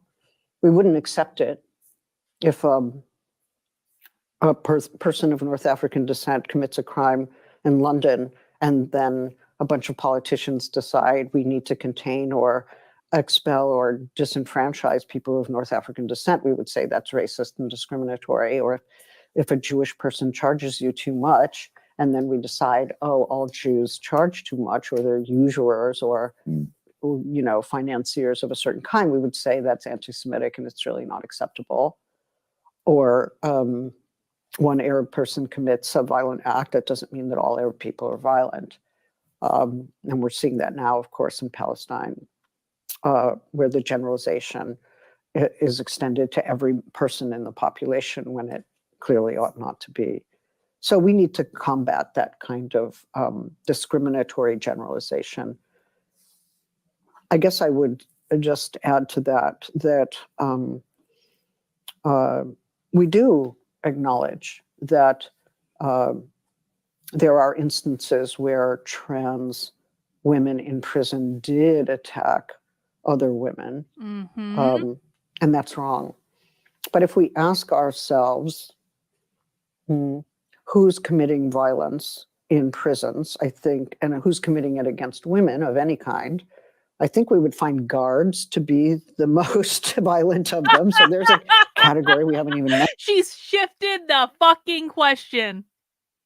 Okay, so you know how I just told you guys like 5 minutes ago that one of the number one issues of the socialists are to abolish the police, abolish all the prisons, abolish the prison industrial complex because they believe that the prison industrial complex upholds capitalism, blah, blah, blah, blah, blah, blah, blah, blah, blah. What did Judith Butler just do? She was asked, what about these quote unquote trans women in women's prisons who are attacking women in those prisons? And Judith was like, you know what a bigger problem is? The prison guards. So what do we do about that? We just get rid of the prison guards, which means we get rid of the prisons, and all of the problems will be solved. Mentioned, there is violence of women against women, women guards against women, also sexual violation. I think we need a bigger picture of how violence is taking place and who is responsible for prison violence. And then we can have a perspective on how frequent trans women are in fact perpetrators of violence. And my informed wager would be not very frequently. Yeah. You can view the whole thing, right, as an extension of state violence, right? State power, the actual penal system. Yeah. I'm really glad you made the point about sort of political tendencies, particularly actually in relation to Britain, to sort of because, a Muslim kills people, that we then go, we politically draw like a huge conclusion about Muslims in general. Yes. Right? It's happening in Britain at the moment. Lee Anderson, former member of the Conservative Party, right, says that Sadiq Khan, because he is a Muslim, he's mates with Islamist extremists, right? We see it with the ceasefire marches that are happening in London, where you have hundreds of thousands of people calling for a ceasefire in Gaza, and they get called hate marches. Yes. And I'm really interested in this kind of authoritarian alliance between, to keep it grounded in gender for a second, between trans-exclusionary feminists and the authoritarian right, and that connection between the two. Yes, well, I think it's important to note that, well, in the US, Christopher Rufo, for instance, who's part of Republican right-wing punditry. Rufo mention. If we were playing bingo, everyone would get a free bingo square and a mention of Rufo. He's responsible both for our late anti-gender ideology movement in the US, came much later than Eastern Europe and Europe more generally, and Latin America. He's also against critical race theory and against the idea that slavery is being taught in schools in such a way that it indicts the United States as a racist country, or that the United States in its origins is a racist country. No, I don't really know how you dispute that claim, given the genocide perpetrated against Native peoples, but also the fact that slavery began with the first boats that came. Judith just made all that up, by the way. None of what you just said is real. There was no temporal lag between the founding of the country or even the discovery of the continent and the importation of slavery. It's like coextensive throughout all time. So these same people who are against gender are against teaching about the history of racial violence, the struggles for racial justice. They are also almost always anti-migrant, and we see that in Hungary, where Orban explicitly comes out against miscegenation. Remember, guys, it's now anti-Semitic if you are anti-migrant. Even if those migrants aren't Jewish, doesn't matter. We learned that last week. Because for him, the natural family, man, woman, child, two children, three children, whatever, is also the national family, right? So he does that slippage, but he wants to reproduce the racial purity of the nation, and miscegenation gets in the way of that. No, he doesn't. And Putin too. I mean, Putin has said gender is also. She just compared Chris Rufo to Putin. That's funny. A threat to the national security of Russia. Well, in what sense? Like, we're not exactly at the border, like trying to enter, but we are apparently threatening to enter through the European Union, which he calls gay Europa. But he said quite explicitly in 2015 that gender threatens the spiritual values of the country, and in that sense is a national security issue. So the war on gender is about Christian Orthodox, in that case, Russian Orthodox, foundations for the authoritarian state, which seeks to order sexuality, family, gender, and it has subsequently suppressed all publications advocating for gay, lesbian rights, much less trans rights. And all of this is assembled under the anti-gender ideology movement. But I think authoritarians are doing something. I'm going to say something that is about to get me into trouble, and I know it's going to get me into trouble, but I don't know that I actually mean it. I'm just like, I'm just thinking out loud for like half a second.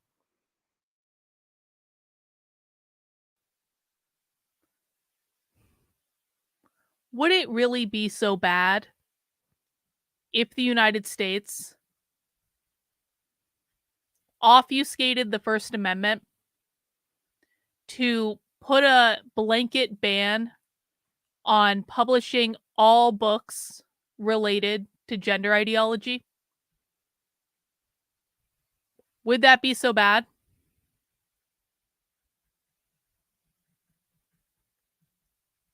I mean, you have to expand beyond books, of course. You could say no fucking TV shows about gender ideology, no videos about gender ideology, no worksheets about gender ideology, no magazines, no fucking conferences about gender ideology.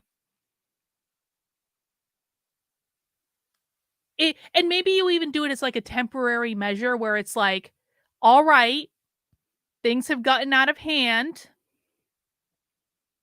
Children are chopping off perfectly healthy body parts. They're sterilizing themselves. Maybe we just put like a temporary pause. We put like, can we just pause for like 10 years? The publication of all materials promoting gender ideology just for a short period of time. And then we reevaluate. We reevaluate at that time if this was a good idea. And if it was not a good idea, yeah, we're basically talking about like a timeout. We're saying this shit is causing a lot of chaos. It's hurting a lot of people. Can we just try? And again, I'm not sure I actually agree with this. I'm just throwing an idea out there. Can we actually just try to like extricate this idea? Like really commit to it? It's like going cold turkey. I don't know. I don't know if that's a good idea or a bad idea, but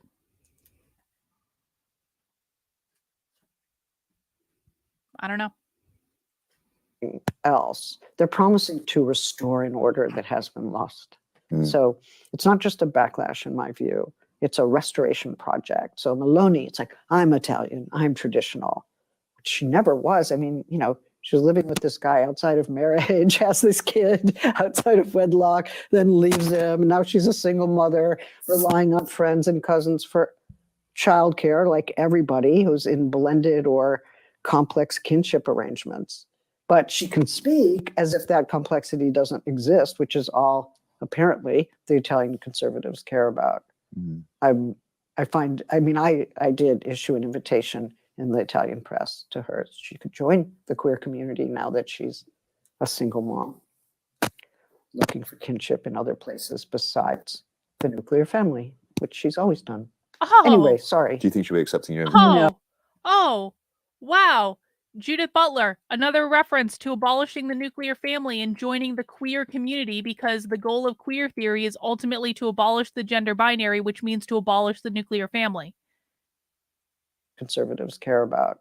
Mm. I did issue an invitation in the Italian press to her. She could join the queer community now that she's a single mom, looking for kinship in other places besides the nuclear family. Looking for kinship in other places besides the nuclear family. That sounds a lot like my internet girlfriend, Sophie, who is one of the leading abolish the family activists. Tayton says, nope, I think them going to prison is best because it's all going to be being done to overthrow the system.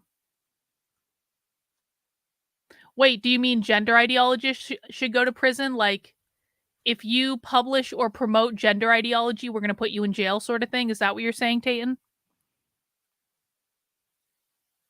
I don't know that it's... Well, maybe if you're like... And again, I don't know that I agree with this idea. I'm just pontificating. Maybe if you're like a repeat offender, maybe if like your first offense for publishing a gender ideology book is like, okay, we're taking your book, we're going to get rid of it, we're going to destroy it. We're gonna maybe we'll have a good old fashioned book burning. That's really a terrible idea. I'm not supporting book burning. That's it. It's just not a good look. But we're gonna get rid of this. We're gonna get rid of all these books. Don't do this shit again. That's like offense number 1. Offense number 2 is we're getting rid of all these books. Next time you pull this shit, we're going to make sure that you don't have access to publish anything for a little while by throwing your ass in jail. You've gotten one warning already. We're giving you we're sending you a more strongly worded letter. Don't do this shit again. And then like on the 3rd violation, all right, to the fucking gulag. You can go sit in the gulag for a couple years and you can fucking think about whether or not it's really worth it to you to continue to promote gender ideology. And then if they get out of the gulag and they keep doing it, right back to the fucking gulag, and you're sitting in there longer this time, and we're going to make it even more miserable than we did the first time. Again, I know it's probably a horrible idea. I really do. I'm not actually serious about this, but like...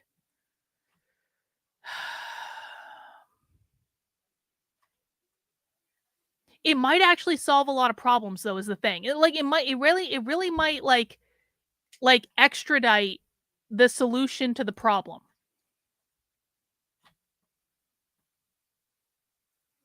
Which she's always done. Anyway, sorry. Do you think she'll be accepting your invitation? No, I don't think we're so. going to. Yeah. I'm not going to hear from her. I will say in my head as well, I've got this conjured image, right, of theorists and academics like marching through Belarus towards Moscow. Crazy. But there is this fantastical dimension to this whole attack.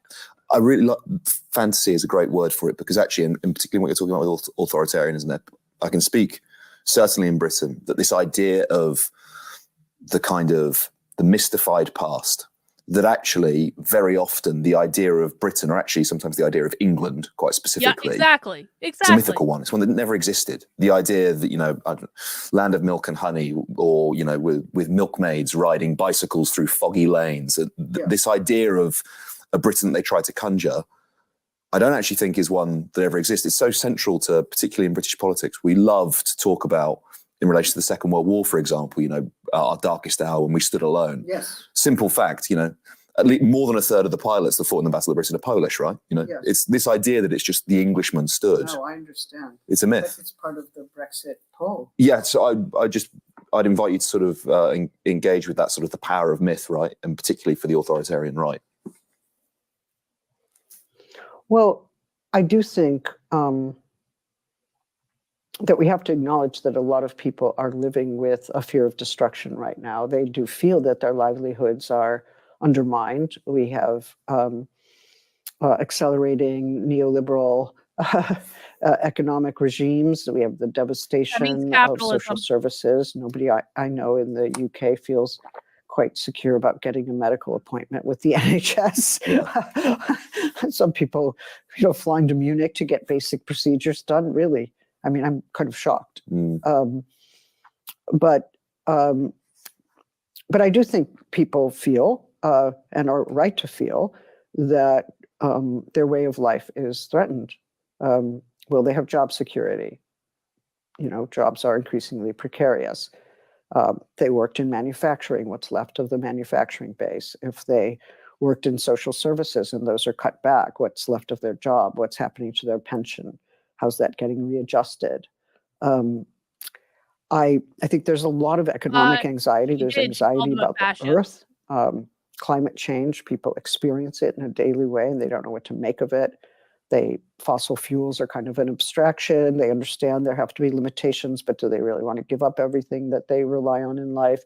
And war, I mean, we're seeing open-ended wars that we don't know how they're going to end. I'm not sure we can call the Israeli bombardment of Gaza and the slaughter of civilians a war. It's a campaign of slaughter at this point that is just appalling. But how will it end? And will it ever end? Mm-hmm. And Ukraine, we don't know, and other parts of the world are also explosive and violent. Remember when James Lindsay tried to sell people on the idea that critical immigration theory was going to be against Ukraine? And then we were able to disprove. He did this in some interview he did when he was at that conservative globalism conference in the UK, where he did this interview where he was like, and I reacted to it on the channel. He was like, critical immigration theory is not going to be supportive of people in Ukraine for some reason. I forget what it was, like probably that they were white. And we disproved that in about 30 seconds because they're very supportive of Ukraine. Judith Butler was just very supportive of Ukraine. When I was at the socialism conference, there were like 3 different tables of like groups that were organizing around supporting Ukraine. Yeah, James Lindsay's contention is that they weren't going to support Ukrainians because they were Christian and white. That's right. Yeah. Wrong, James. Sorry. Wrong. No. And I think people have a fear of destruction. Authoritarians come along and they say, oh, you know what's destroying your life? These progressive social movements, these people who want abortion, or these people who want equal rights or protections against discrimination, or, oh, that Istanbul Convention that protects women against gender-based violence. They don't like that. They're anti-feminist, right? I mean, all the more reason J.K. Rowling should join me, right? If we liked that provision of the Istanbul Convention, we should be fighting the anti-gender ideology movement. So they're trying to identify what the source of destruction is and produce themselves new emergent authoritarian regimes with strong state powers that are fundamentally anti-democratic as those who can promise a restoration of order, starting with the family, starting with your sex identity. You're a man, you're a father, nothing's going to take Gender that away. ideology. I think appealing to the most intimate fears that people have at the same time that they're having a more generalized fear of the destruction of their way of life is a very good kind of, a very effective political appeal to arouse passions of anxiety, fear, hatred that work to the advantage of authoritarians because they're going to give us back the world as an ordered and harmonious thing. And whether that's a national version like, the older Britain, or some version of community and family that people are missing or fear losing, depends on the region. I think another point of connection between... Hey guys, I just want to do a quick pause. We've got about 15 minutes left of this presentation. If you've been enjoying this, I do this normally Monday through Friday at 5 p.m. on the channel. On Saturdays, we do Socialism Saturday at 6 p.m. I hope everyone will come back, continue to watch socialism with me, because I promise you, the more you watch socialism, the more you are going to see the world in a completely different way, and it's actually really terrifying, but you want to know the truth, and it's important. And so please make sure you have mounted the like button on whatever channel you're watching on, be that YouTube or Rumble or X. And please make sure you're following me or subscribed on whatever platform you're watching on. Tomorrow we will be doing happy hour at 5 p.m., which is basically the same thing, except I drink beer. So you get me, like, I sometimes get drunk and start ranting and raving. And we talk about beer for a little while because beer is proof that God loves us and wants us to be happy, except IPAs, which suck, and are pissing contests for men to see how bitter they can go. But other beer is good, and we'll talk about that tomorrow. All right, let's get back to it. Between that sort of authoritarian right and the trans-exclusionary feminist is this invocation of cancel culture, right? Of being a victim of cancel culture, that in some way their free speech is under attack, or that actually perhaps an ideology is being imposed on them that they disagree with. Do you find that argument compelling? Well, no, because at least here, the attack on gender studies departments and the threat to shut them down is actually mobilized by the trans-exclusionary feminists. And so who's shutting down whose speech exactly? I mean, there's a huge amount of censorship coming from the right. And in the US, we're seeing sex education classes shut down. We're seeing books from the library, local libraries. Sex ed classes are shut down when they're teaching comprehensive sex education, which includes critical race theory, and it includes social emotional learning, and it includes gender ideology. They're not just like shutting down the teaching of like how to put the condom on the banana or anything like that. They're shutting down other things that are associated with it, just so people are clear. Taken off the shelf that concern single mothers, single fathers, gay and lesbian parents, sexuality, anything affirmative of women's right to choose. So the censorship efforts are legally and politically coming from the right. It's one of those cases, and we might think of Naomi Klein's doppelganger in this way. It's one of these Naomi Klein cases is a with a very operation of censorship that the right is imposing is what they accuse the left of doing. And it produces a general confusion in the public, like, oh, where is censorship? Hang on, super chat from Tayton. We're winning. We shut down sex ed. Hey, Dad, I learned LGBTQ in history and math class today. Yep.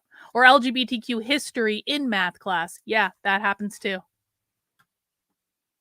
Thank you, Tayton. Appreciate it. Coming from again? Is it the left or is it the right? And to a certain extent, they seem to be mirror images, and we don't know how to distinguish between them, which is why we need more acute analyses of how these political strategies are devised and how they work and why they work. We interviewed Naomi Klein here about Doppelganger, so I would encourage viewers to go and check out that interview. It's very, very compelling. Yes, it is. Okay, just one more question on the right, and particularly in relation to gender. There's a refrain coming more now in our parliament, which is quite typical actually of the Prime Minister's question sessions, where Rishi Sunak will say to Keir Starmer, the leader of the Labour Party. I know. Yeah, go ahead. You know where it's going, yeah. How do you define a woman? Yeah, what is a woman? He doesn't even know what a woman is. And we're supposed to love. And that's a ridiculous thing. Sex matters is another one that he says. And I'd like to invite you to yeah, that's what he's saying. Wow. Yeah. Wow. To talk a bit about the political function of him using those kind of words and making these kind of points. What purpose does it serve for him to speak like that? Well, maybe just as a prefatory remark, the way in which feminism began was by calling into question received notions of what a woman is, right? They tell you you belong in the household. They tell you you're good for reproduction. They tell you you're not able to do that kind of work. You can't engage in sports. You can't be a public speaker. You certainly can't be a politician. You can't. She's basically saying that feminism started because of socialism. And then at some point, feminism became not socialism. And then they had to take back the feminism from the non-socialists. Because the TERFs aren't socialists. The TERFs are fucking crazy. The TERFs are insane. The TERFs are insufferable. Don't hang out with TERFs. They're annoying AF. I tried hanging out with TERFs for like a week. It was one of the worst mistakes of my life. They're even worse than... I would actually hang out with the socialists over the TERFs like any day of the week. The TERFs are really that bad. But they're not socialist. Anyway. Not be an intellectual, or if you are, you're never going to be quite as good. So what has feminism been about? It's been about contesting received ideas of what a woman is. Why did we start? What are TERFs like? Does everyone remember a couple months ago when I broke the news that there was a family in Montana who had their kid taken away by the state and brought to Wyoming, in order to transition their gender? And I broke that story, and I had that story out on the internet. And then like 4 days later, Redux Magazine announced they had an exclusive about this family in Montana that had their kid taken away by the state and removed to Wyoming to be transitioned on the internet. That is what TERFs are like. And then I got into this whole internet war with Redux Magazine and its editor, Anna, because I was like, Anna, this is not how calendars work. I broke the fucking story 4 fucking days ago. You don't have an exclusive. It's the same fucking story. And everyone had said they had an exclusive. And Chris Rufo said they had an exclusive. And Libs of TikTok said they had an exclusive. They didn't fucking have an exclusive. And yet I had to argue and be inundated with bullshit by everyone working for that fucking magazine because they were pissed off that I published the story 4 days before them. That is what TERFs are like, man. TERFs have their own fucking calendar. TERFs have their own fucking time. TERFs can just make shit up willy-nilly. TERFs will cause unreasonable amounts of consternation over every fucking thing when literally all she had to say is, yeah, you're right, Carlin, you published this first and maybe this isn't an exclusive. Like, that's literally all she had to do. We didn't need to go into a 3-day fucking internet war over this. That's what TERFs are like. They're insufferable cunts. They're not worth it. And I don't know. I don't really have anything else to say. She's being dishonest. Thank you, Rottweiler, for the super chat. She's being dishonest. Second wave feminists were socialists from the start. Simone de Beauvoir was a self-professed Marxist. Her book, The Second Sex, is one of many blueprints for queer theory.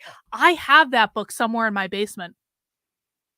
I was looking for a whole bunch of books in my basement the other day. I know I have that book in my basement.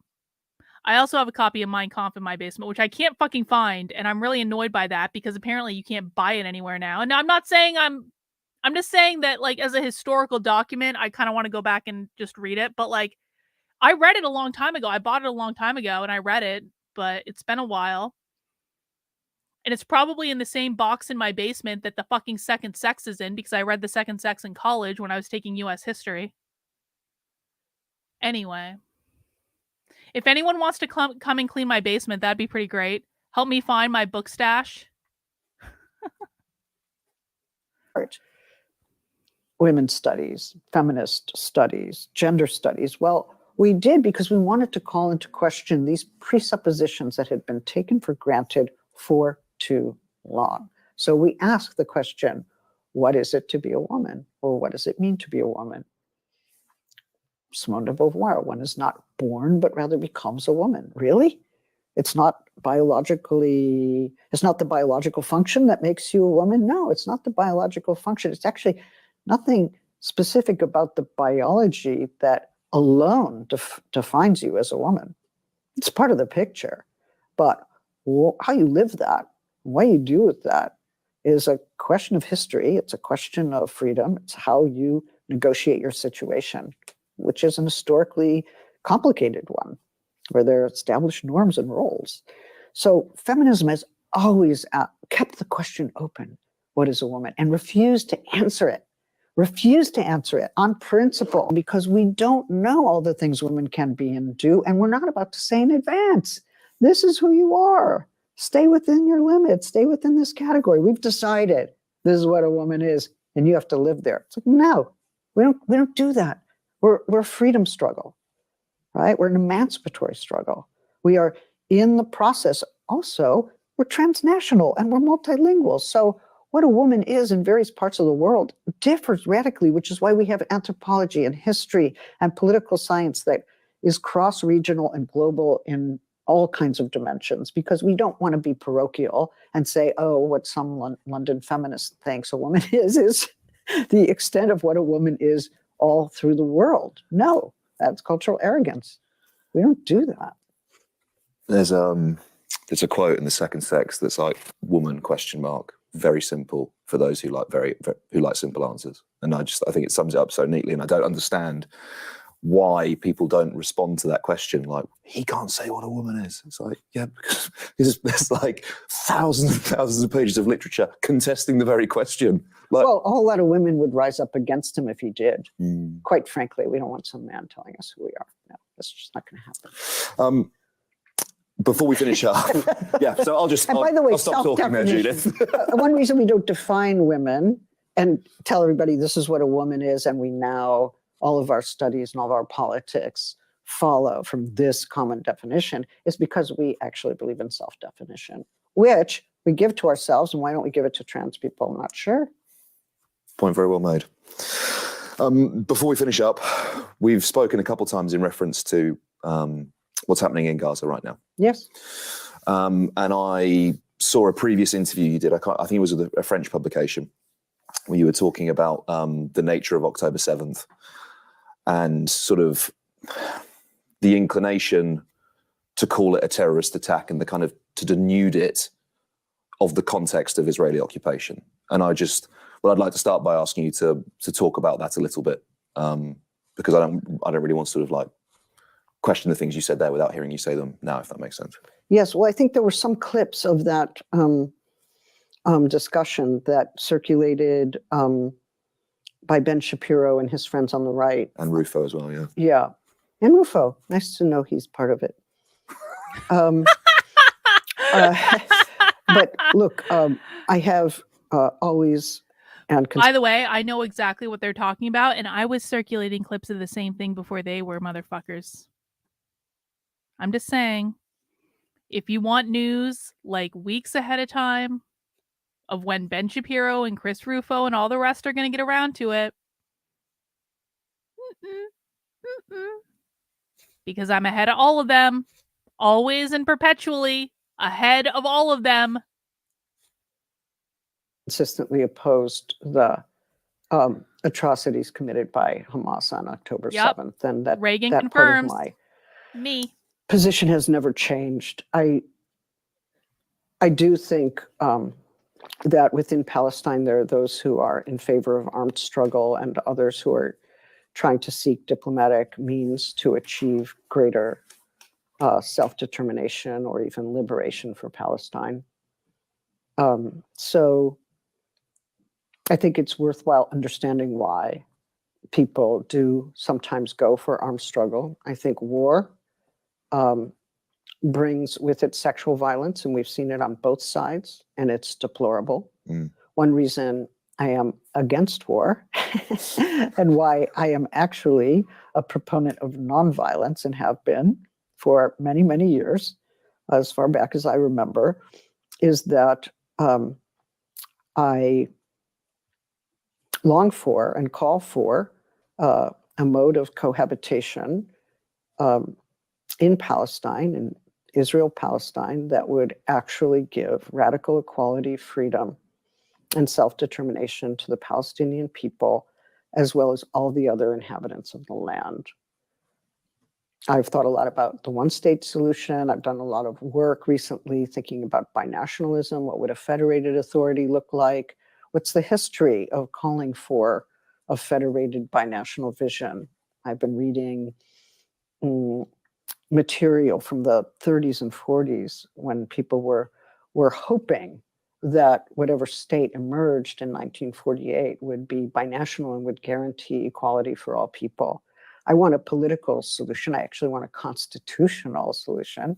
I am not an advocate of violence, and I don't believe that understanding historically how Hamas formed after the bitter disappointment of the Oslo Accords, and understanding how its aims were established and how its aims were revised in 2017, that I think it would be useful to understand how they formed so that we might be more effective in convincing them to lay down their arms. That is my view. And unfortunately, though, you could just call them terrorists and be done with it. You could just call them evil and be done with it. But then we're learning nothing. And we're not learning how we might find an end to violence, which is my ultimate goal. I do shy away from Judith Butler, a rare moment of using clarity. the phrase terrorism, right? Because I think it nearly always is a pejorative. It's nearly always used to describe your opponents. And whilst with the we might use the lexicon of, to describe the bombardment of Gaza as a war crime, why is it that, what Hamas did on October 7th, why don't we say that that's a war crime? Why do we say that that's terrorism? And I often think the distinction is essentially kind of reveals your own biases. Yes. I understand that point. Yes. The thing I struggle to understand, that I heard you say in that previous interview, I think you used the phrase, you said that it wasn't an anti-Semitic attack. And I didn't really understand what you meant by that. Could you talk about that? Yes. Well, I think we've all seen, or many of us have seen, footage where Hamas militants are jubilant about having killed Jews. Yeah. So that is clearly anti-Semitic, and there's no question about that.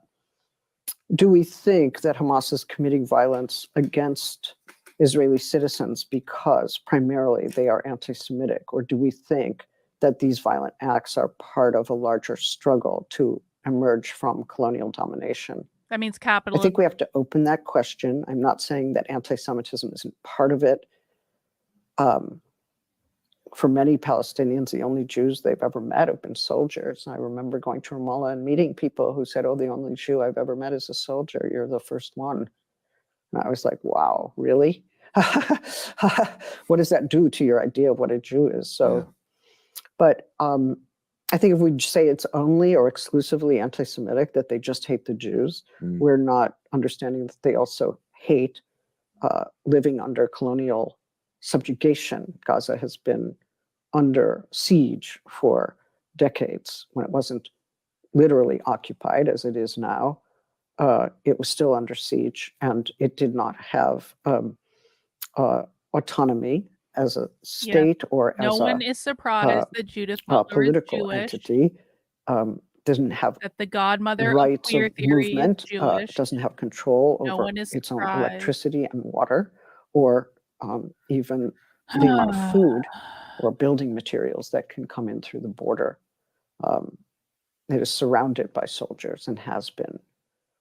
So that people want to be liberated from that life is no surprise.